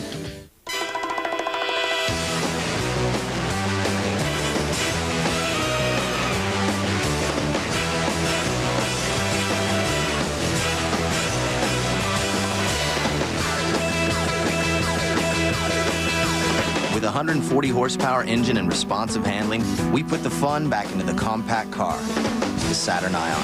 Finance the new 2004 Saturn Ion 1 with air conditioning and CD player for $179 a month. See your retailer for details. He's multi-time Supercross champion Ricky Carmichael, and only Radio Shack has him. Huh? It's the Honda CR250R Motocross Bike RC, featuring Ricky Carmichael. It's an RC. Exclusively at Radio Shack. Race it over the roughest terrain. It jumps, it corners, it even rights itself. It's the Shack's fastest RC. I'm the fastest RC. Comes with everything shown here. Batteries sold separately. Man, I wish I could do that. At your RC headquarters, Radio Shack. It's far better to spend 15 seconds looking at this now than in 15 years wishing you had. Retirement, loans, insurance. AIG. We know money. And George Lumpkin could use him right in the middle of that D-line, couldn't he? I think Philly could use him to help him with the coconuts. Boise State taking over through 28. 10-point lead, most of the fourth quarter still to go. Strong stand against the run by Heck here. And let's go down below to Heather. Dave, Ryan Dinwiddie has made a career out of not turning the ball over. In 4 years, he has just 19 interceptions and nearly 1,000 pass attempts, and his touchdown to interception ratio leads the country. The reason why, Dinwiddie told me he refuses to throw into double coverage. In fact, he hates to take a sack, will do nearly everything he can to keep those numbers up, and shows just uncanny accuracy throughout his career. So the 2 picks tonight, very unusual. Wide open, look out, Jerry Smith. Knocked out inside the 10 by Gilmore. Smith, who had missed the last 2 games with a knee, going 68 yards. Well, let me quote Mrs. Heather Cox. Uncanny accuracy. The #1 passing efficiency quarterback in the history of NCAA football, shows you how it's done here. David Gilmore, Ryan Peters in coverage, trailing Smith. The ball is so perfectly thrown, there's nothing that could have happened except that a good receiver runs under it, right in his hands between the 8 and the 3. Got away from the dive by Hiram Peters. First and goal from the 5. Already 2 touchdowns on the ground, and gets 3 here down to the 2. Dinwiddie with that catch and run by Smith over 300 yards again. And very efficient when you get there, throwing it only 28 times. 17 of 28, 302 tonight. He has been there a few times. Second and goal. Bonnie Heck right at the goal line. Another one. Touchdown number 3. And Boise State with the biggest lead of the night.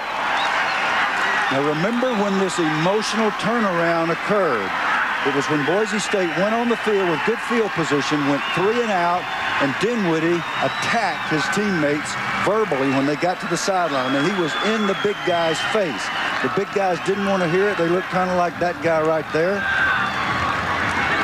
But they went back out and started taking care of their own business.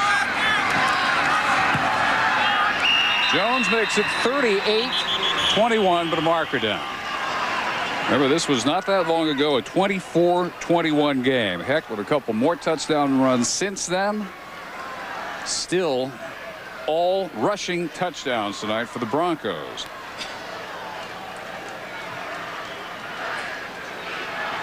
And you can just hear the sighs in Southern California, can't you? Everybody but UCLA fans. On the defense, number 37. That penalty is refused. Result of the play, PAT is good. Abraham Elamimian.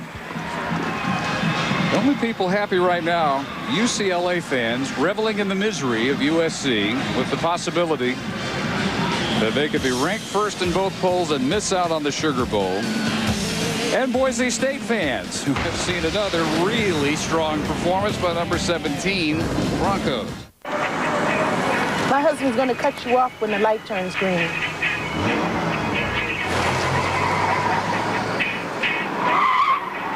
I'm driving with my knees. You don't always know who to avoid out there. I'm really tired. That's why every Saturn L300 comes standard with ABS brakes, traction control, and head curtain side airbags.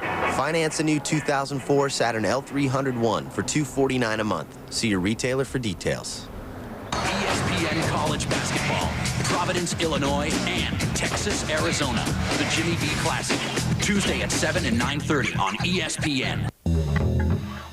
You don't hold the keys to the universe, or even the keys to the city. You're a business owner just trying to do more business. And since you started advertising on cable television, business is picking up. Yes, business is definitely picking up. Advertise on cable television and reach more of the people you want with targeted networks and fresh original programming. Now, what could be smarter than that?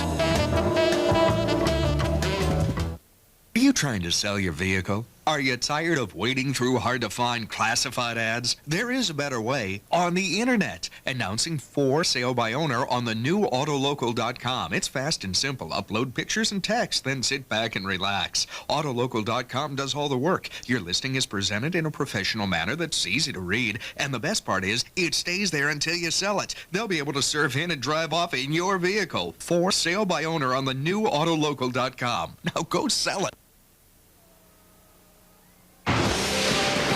ESPN2's College Football Saturday, brought to you by Saturn, makers of the highly adaptable View, stylish midsize L300, and the fun-to-drive Ion. And by Seiko. You can tell more about a person by the watch they wear than anything else. Seiko Arctura Kinetic. You make the call. You're going to see Timmy Chang now?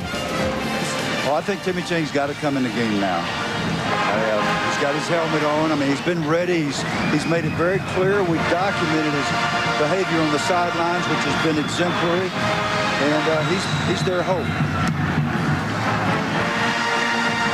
Well, we're going to look at another 80-yard field after yet another Tyler Jones touchback. It's been a machine all night and finally ready to come in to cheers this week. Wow, music to his ears. Timmy Chang. Well, fans are very fickle creatures, and that's their want. That's kind of the definition of fans. Last week the cheers were for Jason, this week for Timmy. Now Jason will be cheering for his teammate. Hawaii has to hope that this humidity and heat works in their favor as conditioning will become a factor in the fourth quarter. Chang against Alabama last week, just 7 of 23 for 38 yards. With the completion to Owens. And he heard boos. And there was talk all week, well, were they really booing June Jones for playing Timmy Chang? What possible difference can that make to Timmy Chang? Well, they were. They were booing the decision to not put Wheeldon in the game at the time he continued to play Timmy Chang. But Tell me what's the difference. It sounds to Timmy, if you're the player, it sounds like they're booing you. There's no way around it. And the players didn't like it. He didn't say anything about it. He showed a lot of dignity, as is the way he normally acts. And Jason, not bad tonight against a very stout defense. The dust in the whack. The time to see what Chang can come up with. That's very well thrown to Culmination, and it'll draw a flag. Nurse there along with Carr. Yeah, one of them a little aggressive and got there just a shade early. Looked like it was probably Chris Carr, number 1. We'll hear the officials Pass call. interference on the defense. Number 1, 15 yards from the previous spot. Automatic first down. Chris Carr.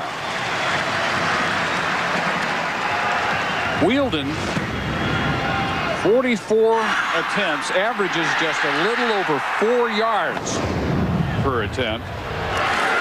Couple touchdown passes, but also some missed connections. Wide open Owens on that one. Might have gone for 6.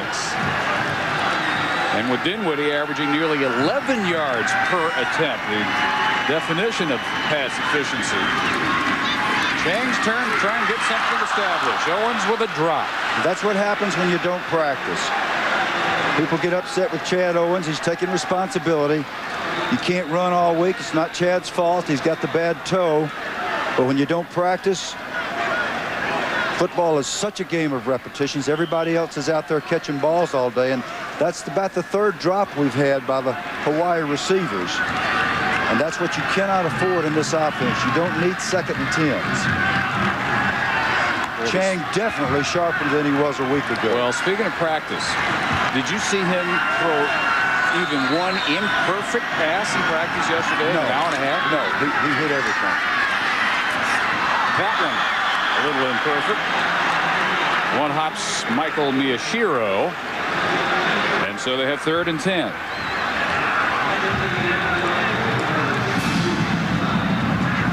Still a long way to go, nearly 13 minutes. But, boy, it'd be really good to get some points every time you have the ball for Hawaii now, because that's pretty much what Boise State's doing. But Boise State's going to come back out with that balance and Dinwiddie in the running game, and they're going to eat up the clock. So you're right, Dave. They need to get something every time they get it.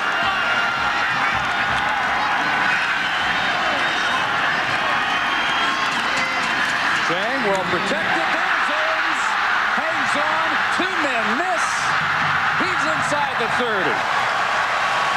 And this is the Timmy Chang of 12,221 yards, on pace to be the all-time record holder for passing yardage in the NCAA. This is the guy we're accustomed to seeing.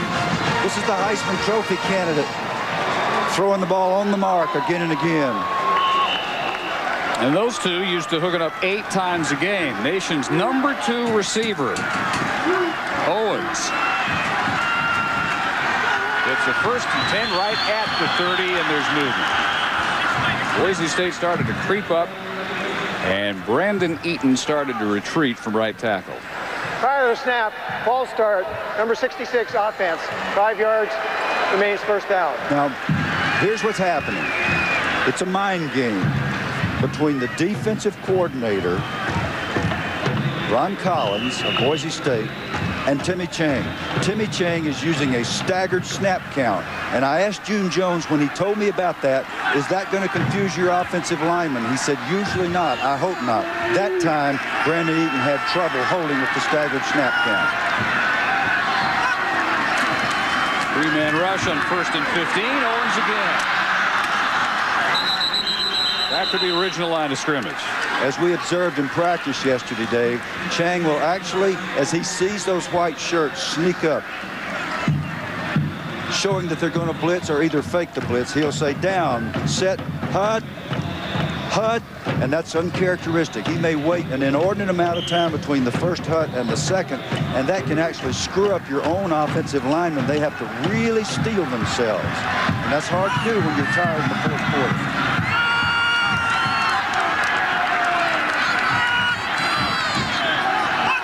There it is. Still get a flag out of it, though.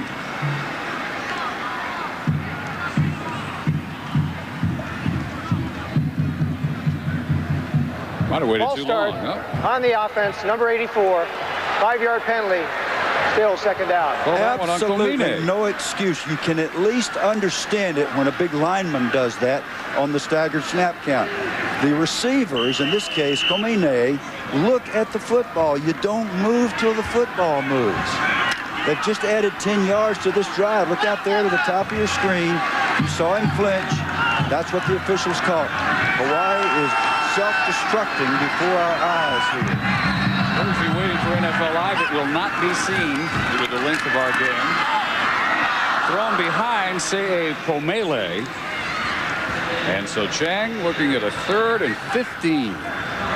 What did we say early in the broadcast? June Jones says, what I need for my offense to click, and it is his offense, is for our quarterbacks to be in rhythm.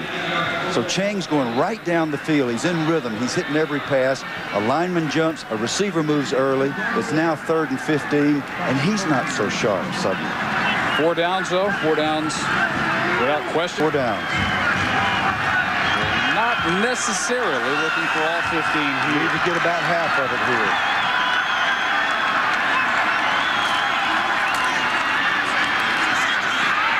It's a long time, but he finds Pomele, and he gets it +2.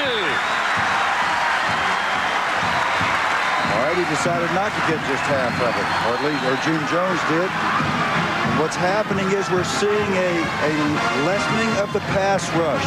Less pressure. When they don't use blitzes, they're not getting to Chang. If they let him stand back there, he will cut them to ribbons just like we just saw. That was a big first down. That overcomes 2 5-yard penalties. Tough to do.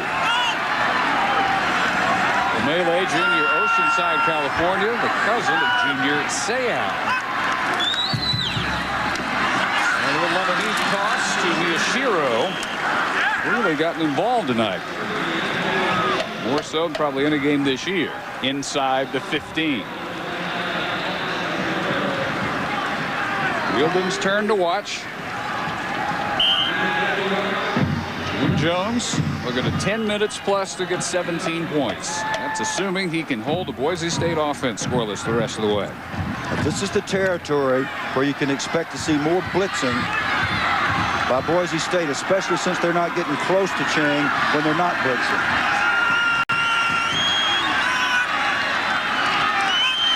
There they come. It's his big cut. Owens with nips to beat. Stretches. They're going to mark him out at the 2. 12 yards to 1st and goal. All right, you come up with a blitz, you better get there because you got Owens running down the field on Wes Nurse, who's a free safety, not accustomed to covering a little darter like that. And it ends up at the pylon. Wow. Signal a touchdown. This official is overruled. We'll get a chance to see it here. Nice stiff arm. The official right on the play marked him at the 2, and he's overruled. There's someone with a different angle who says he did get the ball over the pylon before he went out. The correct call was touchdown. If the ball breaks the plane, it's a touchdown. I still wouldn't encourage Chad to hold it out and drop it like that. It has to be in his possession when it crosses the goal line, and that was a very close call. That was the close part, but it was a touchdown, assuming it was in his hand when it broke that plane.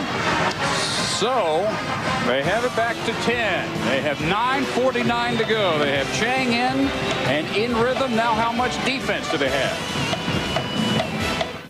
It's Showdown Sunday, and the Countdown Gang is ready to duel. But first, he's back. Dynamo Mike Vick makes his long-awaited start. Plus, we break down the 6 key matchups on Showdown Sunday. Sunday NFL Countdown, 11 a.m. on ESPN. It's man versus the laws of physics. The PBA Tour. The march to the PBA World Championship continues every Sunday afternoon. The PBA Cambridge Credit Classic, Sunday at 1 p.m. on ESPN. My husband's going to cut you off when the light turns green.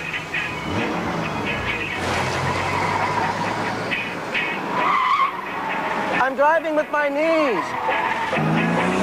You don't always know who to avoid out there. I'm really tired. That's why every Saturn L300 comes standard with ABS brakes, traction control, and head curtains side airbags.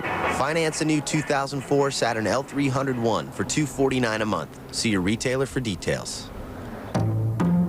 It's not your job. It's not your laugh. It's not your hair. It's not your shoes. It's not your car. You can tell more about a person by the watch they wear than anything else. Seiko Kinetic, powered by the movement of your body. It's your watch. Taco Bell's Fajita Grilled Stuffed Burrito. Sizzling marinated carne asada steak and tasty fajita veggies. Wrapped and grilled to go. I should have gotten fajitas. Ooh, fajitas. Nothing beats the sizzle when you think outside the bun. Well, a tough week for Chad Owens, and it's now turning into a really interesting fourth quarter as he fights off the sore toe to get this Boise State lead back to 10. And they tried everything to prevent long returns. A short bouncing kick here, returned by Kevin Lausma. And it finally worked. They finally kept them inside the 30-yard line. Now, here's the rule. When this ball crosses the plane of the goal line, in the possession of the receiver, it is a touchdown. So what we have to determine when we decide whether it's a touchdown, is that a cross? In my judgment, it is. Otherwise, in the judgment of the official, if that ball goes through the end zone and did not cross the goal line, it did. Had it not, it would have been a touchback, no points. Boise State's ball on the 20-yard line going the other way. And it was called by the official with the best angle. Yes, it was. The other one is the one who's wasn't the smartest thing in the world for Chad to do, but it was a touchdown in this case. Dinwiddie from the 30. Will be sacked for a loss of 8 by Sopawanga. Back to our question, whether or not the Boise State O-line could stand up under the pressure of people like Sopawanga. Michael Ansel right there, number 70, just couldn't handle the big fella. He is such a physical load. Actually, Ansel bumped him and came off, turned him over to Mike McLeod, the center, and it was McLeod that was overrun. And there are a lot of us that be overrun by 6'3", 335. Isaac's going to have a busy month of January, the Senior Bowl and the East-West All-Star Game. Swing pass out to Jerry Smith, who can only maneuver back near the original line of scrimmage, the 30. There's new life in the Hawaii defense generated by that offensive drive and Timmy Chang's excellence. They got up to 5 sacks now. What they've got to be careful of now on 3rd and 10 is the deep ball. They got burned last time by the deep ball. And this is the time when somebody like Boise will come out and put it up on you. And they've got the people that can go get it and the guy that can get it to them. Boise State again going tonight without their leading receiver, Tim Gilligan, banged up. Used only if necessary, hasn't been yet. To Beatty at midfield, furiously signaling incompletion all the black jerseyed Warriors, but the officials are going to give it to him. 19 yards. And a first down of the 49. What has to happen on a situation like that is the umpire has to come from the inside out. The guy that's standing there 2 or 3 yards behind the defensive line has to see if that ball is cradle or trap. Mike Rhodes, the umpire, has the view that you and I have right here, and he has to determine whether or not he thinks that's a catch. I think that is a catch. You're saying it's a catch. My spotter, Kim Anderson, standing right here looking at the same thing you're looking at, saying that it's not a catch. Doesn't matter what any of us think, no? Donnie Heck. It's 2.5. And so every minute Boise State hangs on to it now. Tougher on Hawaii, much tougher on USC fans, needing a Hawaii win to bolster their BCS computer rating and their chances of getting into the championship game of the Sugar Bowl. And all the questions answered in the BCS and the other bowls, 11 total with the game day special Sunday night on ESPN. This final game of the college regular season has impact on who will play for the national championship. Greg Swenson gets his first carry, or heck it is again, ahead of the block by Swenson, and now under 7 minutes to go, and it just keeps ticking. 35 rushes for 72, and the efficiency of Dinwiddie gets him 327 yards, better than 10 yards per attempt.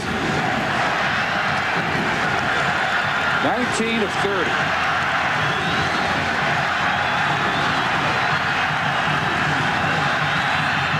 On 3rd and 5. Screen bobbled. Michael hangs on, but he can't get near the marker. Elamimian got him at the 44.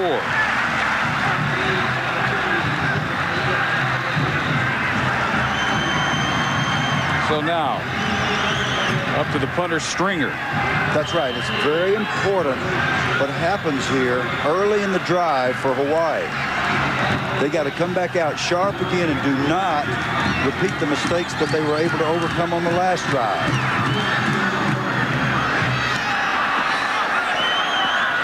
Herbert letting this one bounce, and it will be dead at the 1. Perfect wedge, 43 yards, straight up bounce. Down by Trent Lundeen, right in front of the goal line. Timmy Chang looking at 99 yards. 5:49 to go. A 10-point Boise State lead. Excuse me, how do you feel about your stockbroker? The truth? I do all the research, he makes all the money. Please, with all the ideas I come up with, he should be paying me. Oh, we feel great. We switched to TD Waterhouse and we never looked back. Why pay all that money to Merrill or Schwab? TD Waterhouse has free, objective research that makes it easy to come up with your own ideas and validate them yourself. I've never seen research like this online. So switch to TD Waterhouse. Well, there's time. There's nearly 6 minutes to go. Hawaii needing 2 scores, but needing to go 99 yards if they can get the big score they need here. After the laser perfect Stringer punt. They'll put it up from here. And Cormele gets in a little room. We go down to Heather.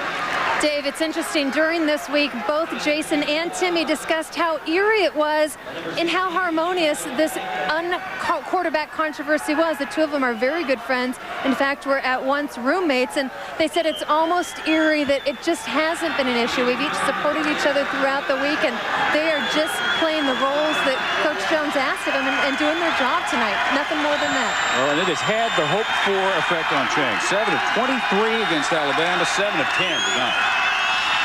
Most of them to Owens. Cormele again this time. And blasted out of bounds by Gabe Franklin right at the marker. Any moment when you go against a June Jones offense, you have to anticipate whether you're on the 1-yard line, the 10-yard line, or regardless, that ball may go up if you get in man coverage. And that's what Ron Collins, the defensive coordinator for Boise State, has to be thinking. So he's laying back in zone. He's playing 4 across, matchup zone for the most part. And so they're taking the little underneath routes, and now they're off their goal line, out there beyond the 10 so they can operate their offense. I should add, too, they have not burned any timeouts. Hawaii and Boise have all 3 timeouts left. Chang throws right into the arms of Chris Carr, and that might be all Boise State needed. Carr, who had 3 first-half interceptions last week against Nevada. None in the first 11 games, and this one at the 22-yard line with 5.5 minutes to go may just about seal it. I could not be more surprised to see what we just saw. Well, Owen slipped. slipped on his cut. Carr didn't. So even the underneath routes have their dangers. Owens just seemed to be getting his legs under him. Johnny Heck and David Michael really showing all night their cutback instincts. So he had 4 catches for 54 yards and a touchdown on that last drive. Johnny Heck is the backup to 1,000-yard rusher Michael. But he's been the man tonight. 19 carries, 62 yards, and 3 touchdowns. Not averaging many yards per carry, but making those crucial yards when they have to have them.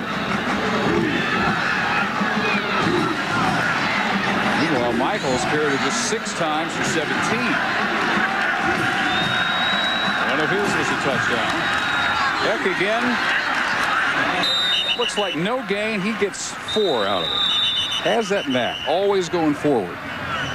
But he's got good low pads, he's got good balance, and he makes cuts in the hole without losing forward momentum. And that's what good backs can do. Hawaii taking their first time out, and I think wisely. They take it with 4:42 to go. And Boise State looking at 3rd and 1 with a 10-point lead when we come back to Honolulu.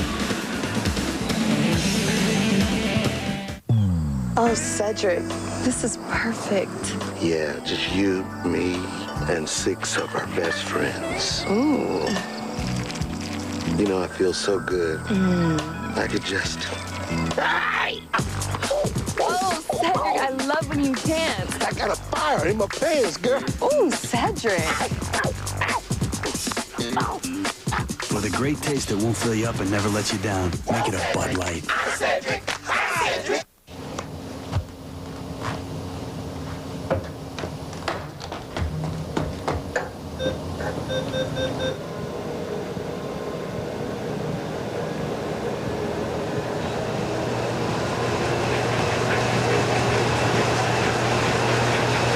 Free up your night for Outback's tempting coconut shrimp and our Royal Port catch. Glad to see someone's using the treadmill. Outback Steakhouse. No rules, just right. Well, Boise State on 3rd down and 1 tries to get it on the run by Heck right through the middle, and he gets nothing. And so it'll be 4th and 1. They got a little quick on us, but we'll see the 4th down play with the clock running down toward 4 minutes. Hawaii having used one of its timeouts. The Boise's a lot better off in the running game to run off tackle or outside for these 4th and short situations, or run a quarterback sneak. Run away from those big guys or get it quick with the QB. Heck again. What problem? Heck. He's in the end zone for the 4th time tonight. Well, who would have thunk it? Nice job up front by Michael Ansell. Mike McLeod right at the big guy. Sopawanga, the very guy that I would have thought we would have to run away from. They blocked him extremely well. Nice job. Good job by number 70, Ansell.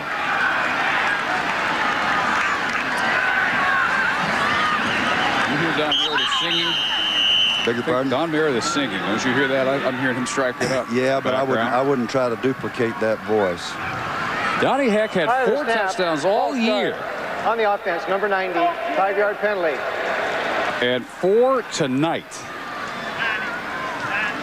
As Boise State a couple of times is challenged by Hawaii. Hawaii the first to lead them in over 2 months, 7-0 early. They got within 3 a couple of times, and every time the Broncos had an answer. So after the penalty, Tyler Jones backs up. It does not matter. His streak is now 52 PATs in a row. Donnie Heck back for another year, just a junior. 3:55 to go, and we will see what's in store for the postseason for both these two when we come back.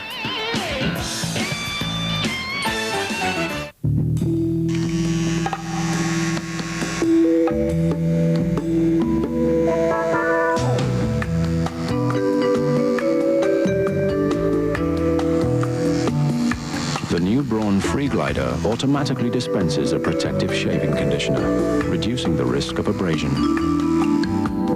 giving a clean, close shave. And if you're not completely satisfied, we'll give you your money back. Braun, designed to make a difference.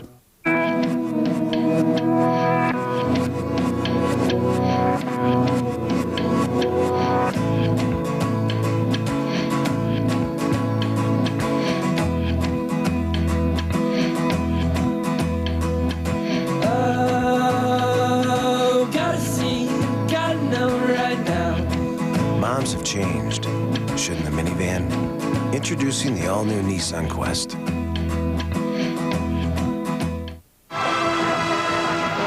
Well, Boise State has just a little less than 4 minutes to take care of their 10th straight win, their 18th straight in the WAC. Boy, they have come in and just in 3 years' time taken over ownership of this league.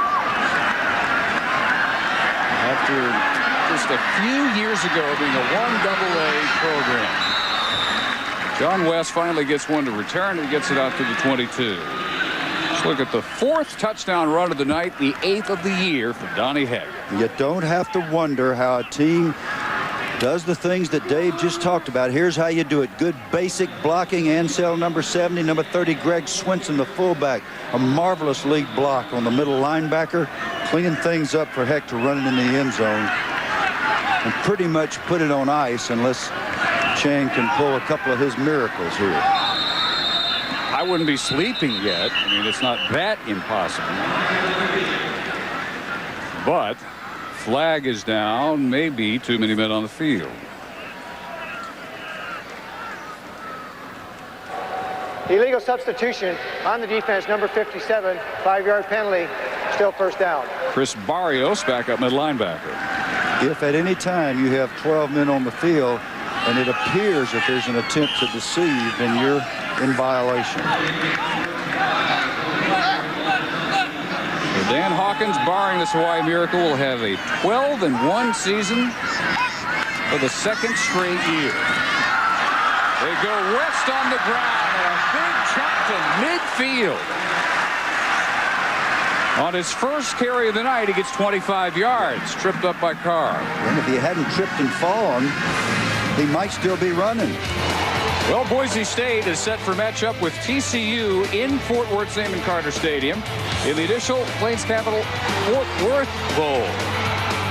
Boise State, after 3 hometown appearances in the Humanitarian Bowls, happy to get on the road. Omele, first down to the 35. That matchup for a first-year bowl is remarkable. You got Bo Schobel, one of the top sack men in the country. This TCU defense has been very leaky at times, but they've only got 1 loss. So you've got 2 near-perfect teams meeting for the first time a brand-new bowl debuts in Fort Worth. And the people in that community got to be excited about that. Man. Off the hand of Owens. Now for Hawaii, they have known now for a couple of weeks that they'll again get to stay home, as they did last year in ushering in the then brand new Hawaii Bowl, kind of the rebirth of what used to be the Aloha Bowl. Right. Then they had the Oahu Bowl. Right. Went away very briefly and resurfaced last year. We'll see it again Christmas Day this year. So this doesn't end it for either of these two. And we get to be here for it. Oh, yeah.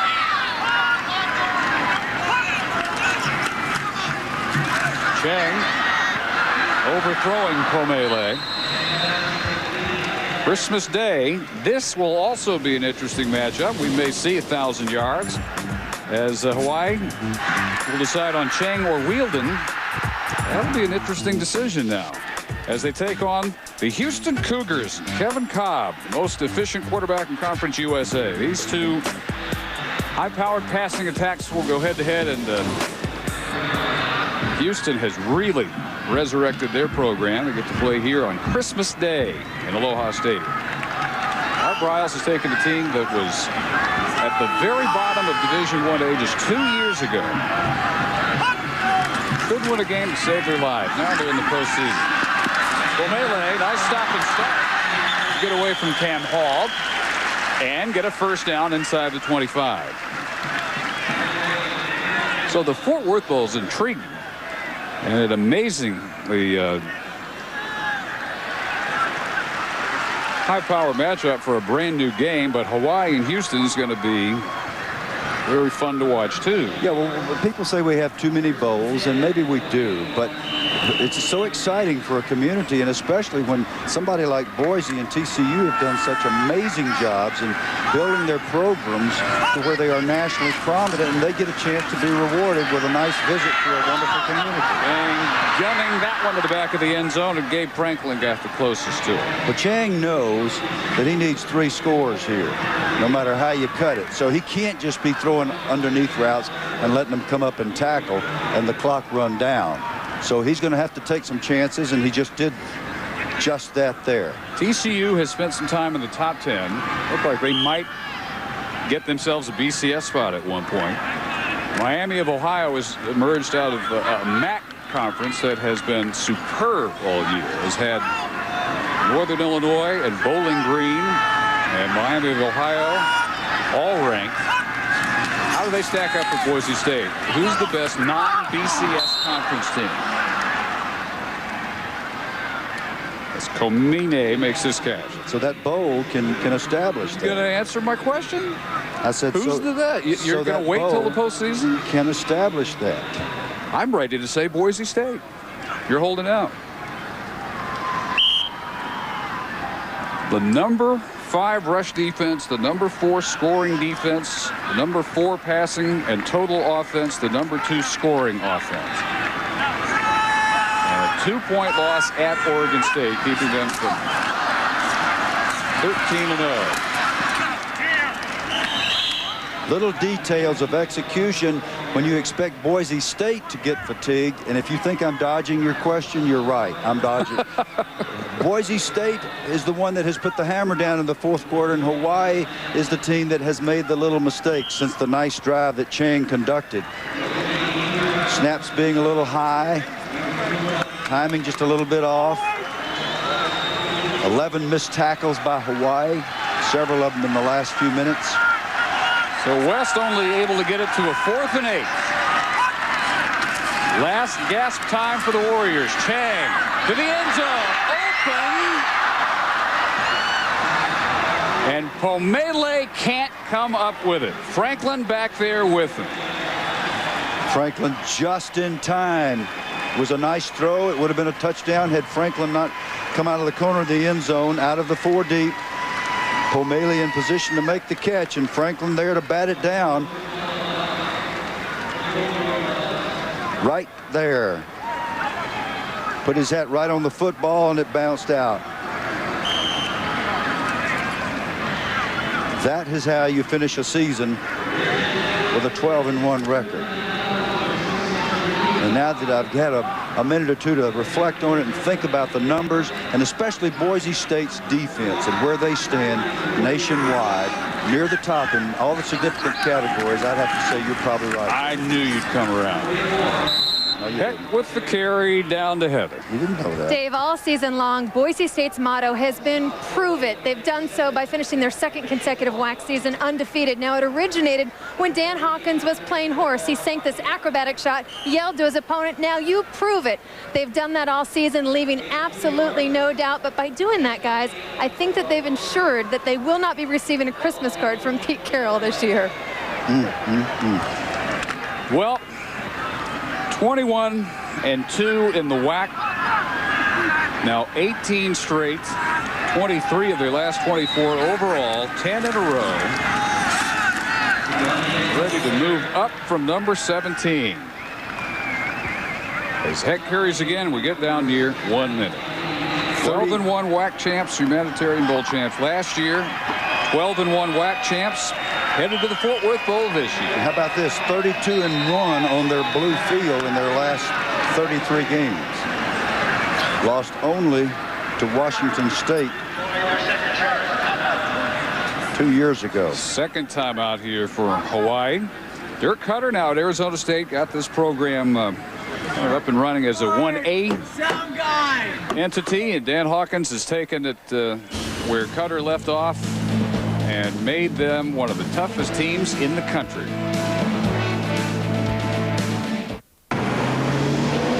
Explosive out of the 4-point stance. The newly redesigned 2004 Pontiac Grand Prix. Fuel for the soul.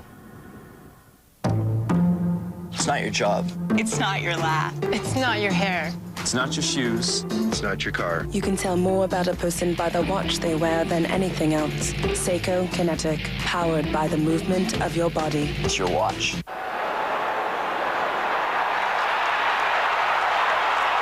After the measurement, we have 4th in inches. Actually, spotting the ball is kind of an inexact science. It's probably more like that. But where's the drama in that? With that, you're changing channels. With this, drama. Changing channels. Drama. America loves drama. This Boise State senior class, 17 of them, the winningest in school history. They will go to 42-8 with their second conference championship. They've brought about attendance records at Broncos Stadium the last 2 years. They didn't run away and hide the way they have made a habit the last couple of months. They were 10-point favorites, though, and they're going to better that as we get down inside the final minute. So for Hawaii, just a case of what they feared. Too much balance from Boise State. And offense, but not enough. And they knew coming in it might take 50. And as it turns out, it pretty much would have. And the field position in the first half, Dave, was just remarkable. The great job on special teams by Boise State, returning the kickoff for the long return, the 2 long punt returns, putting them in position to drive the short field, which they did in each case. They ran up the lead, and then when they were challenged, they always stretched it. They always answered Hawaii's challenge here, where Hawaii is so hard to beat. Final Warrior timeout. A reminder about our Sunday night matchup, and this will be a good one at 8:30 Eastern. Michael Vick back to the starting lineup. 8 for 11 off the bench last week. 8-4, surprising Carolina waiting. Stephen Davis nearing 1,300 yards, 4th in the league. NFL primetime presented by Miller Lite will start things off at 7:30 Eastern. 2:30 Hawaii time. 8:30 kickoff, 5:30 Pacific.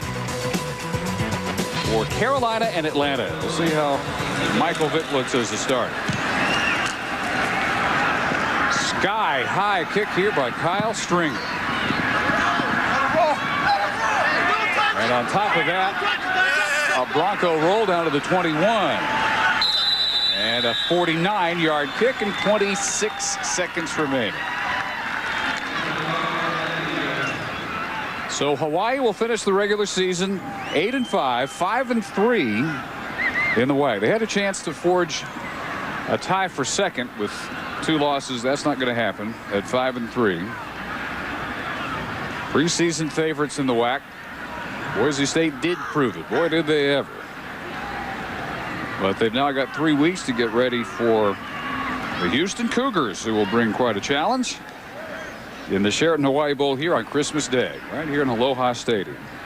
And you got to be impressed with the job that Dan Hawkins has done with his football teams in terms of just continuing to play. He calls it process-oriented. He uses a lot of management terminology that indicates he has studied his craft of being a leader. We are very process-oriented, meaning everything we do is to try to take the next step forward. We don't get too excited when we have success. We don't get too discouraged when we fail. We just keep plugging. And, you know, if there's anybody still awake in Lincoln, the papers in Boise are all up in arms about the rumor that Hawkins will be among those approached, or maybe even already has been among those approached by Nebraska. Well, I think he's going to be approached by a lot of job openings, and people will see the kind of job that's been done in his program and the way he's done it. And I think big schools will be talking to him if they haven't already. That does it, and Boise State definitely proved it tonight.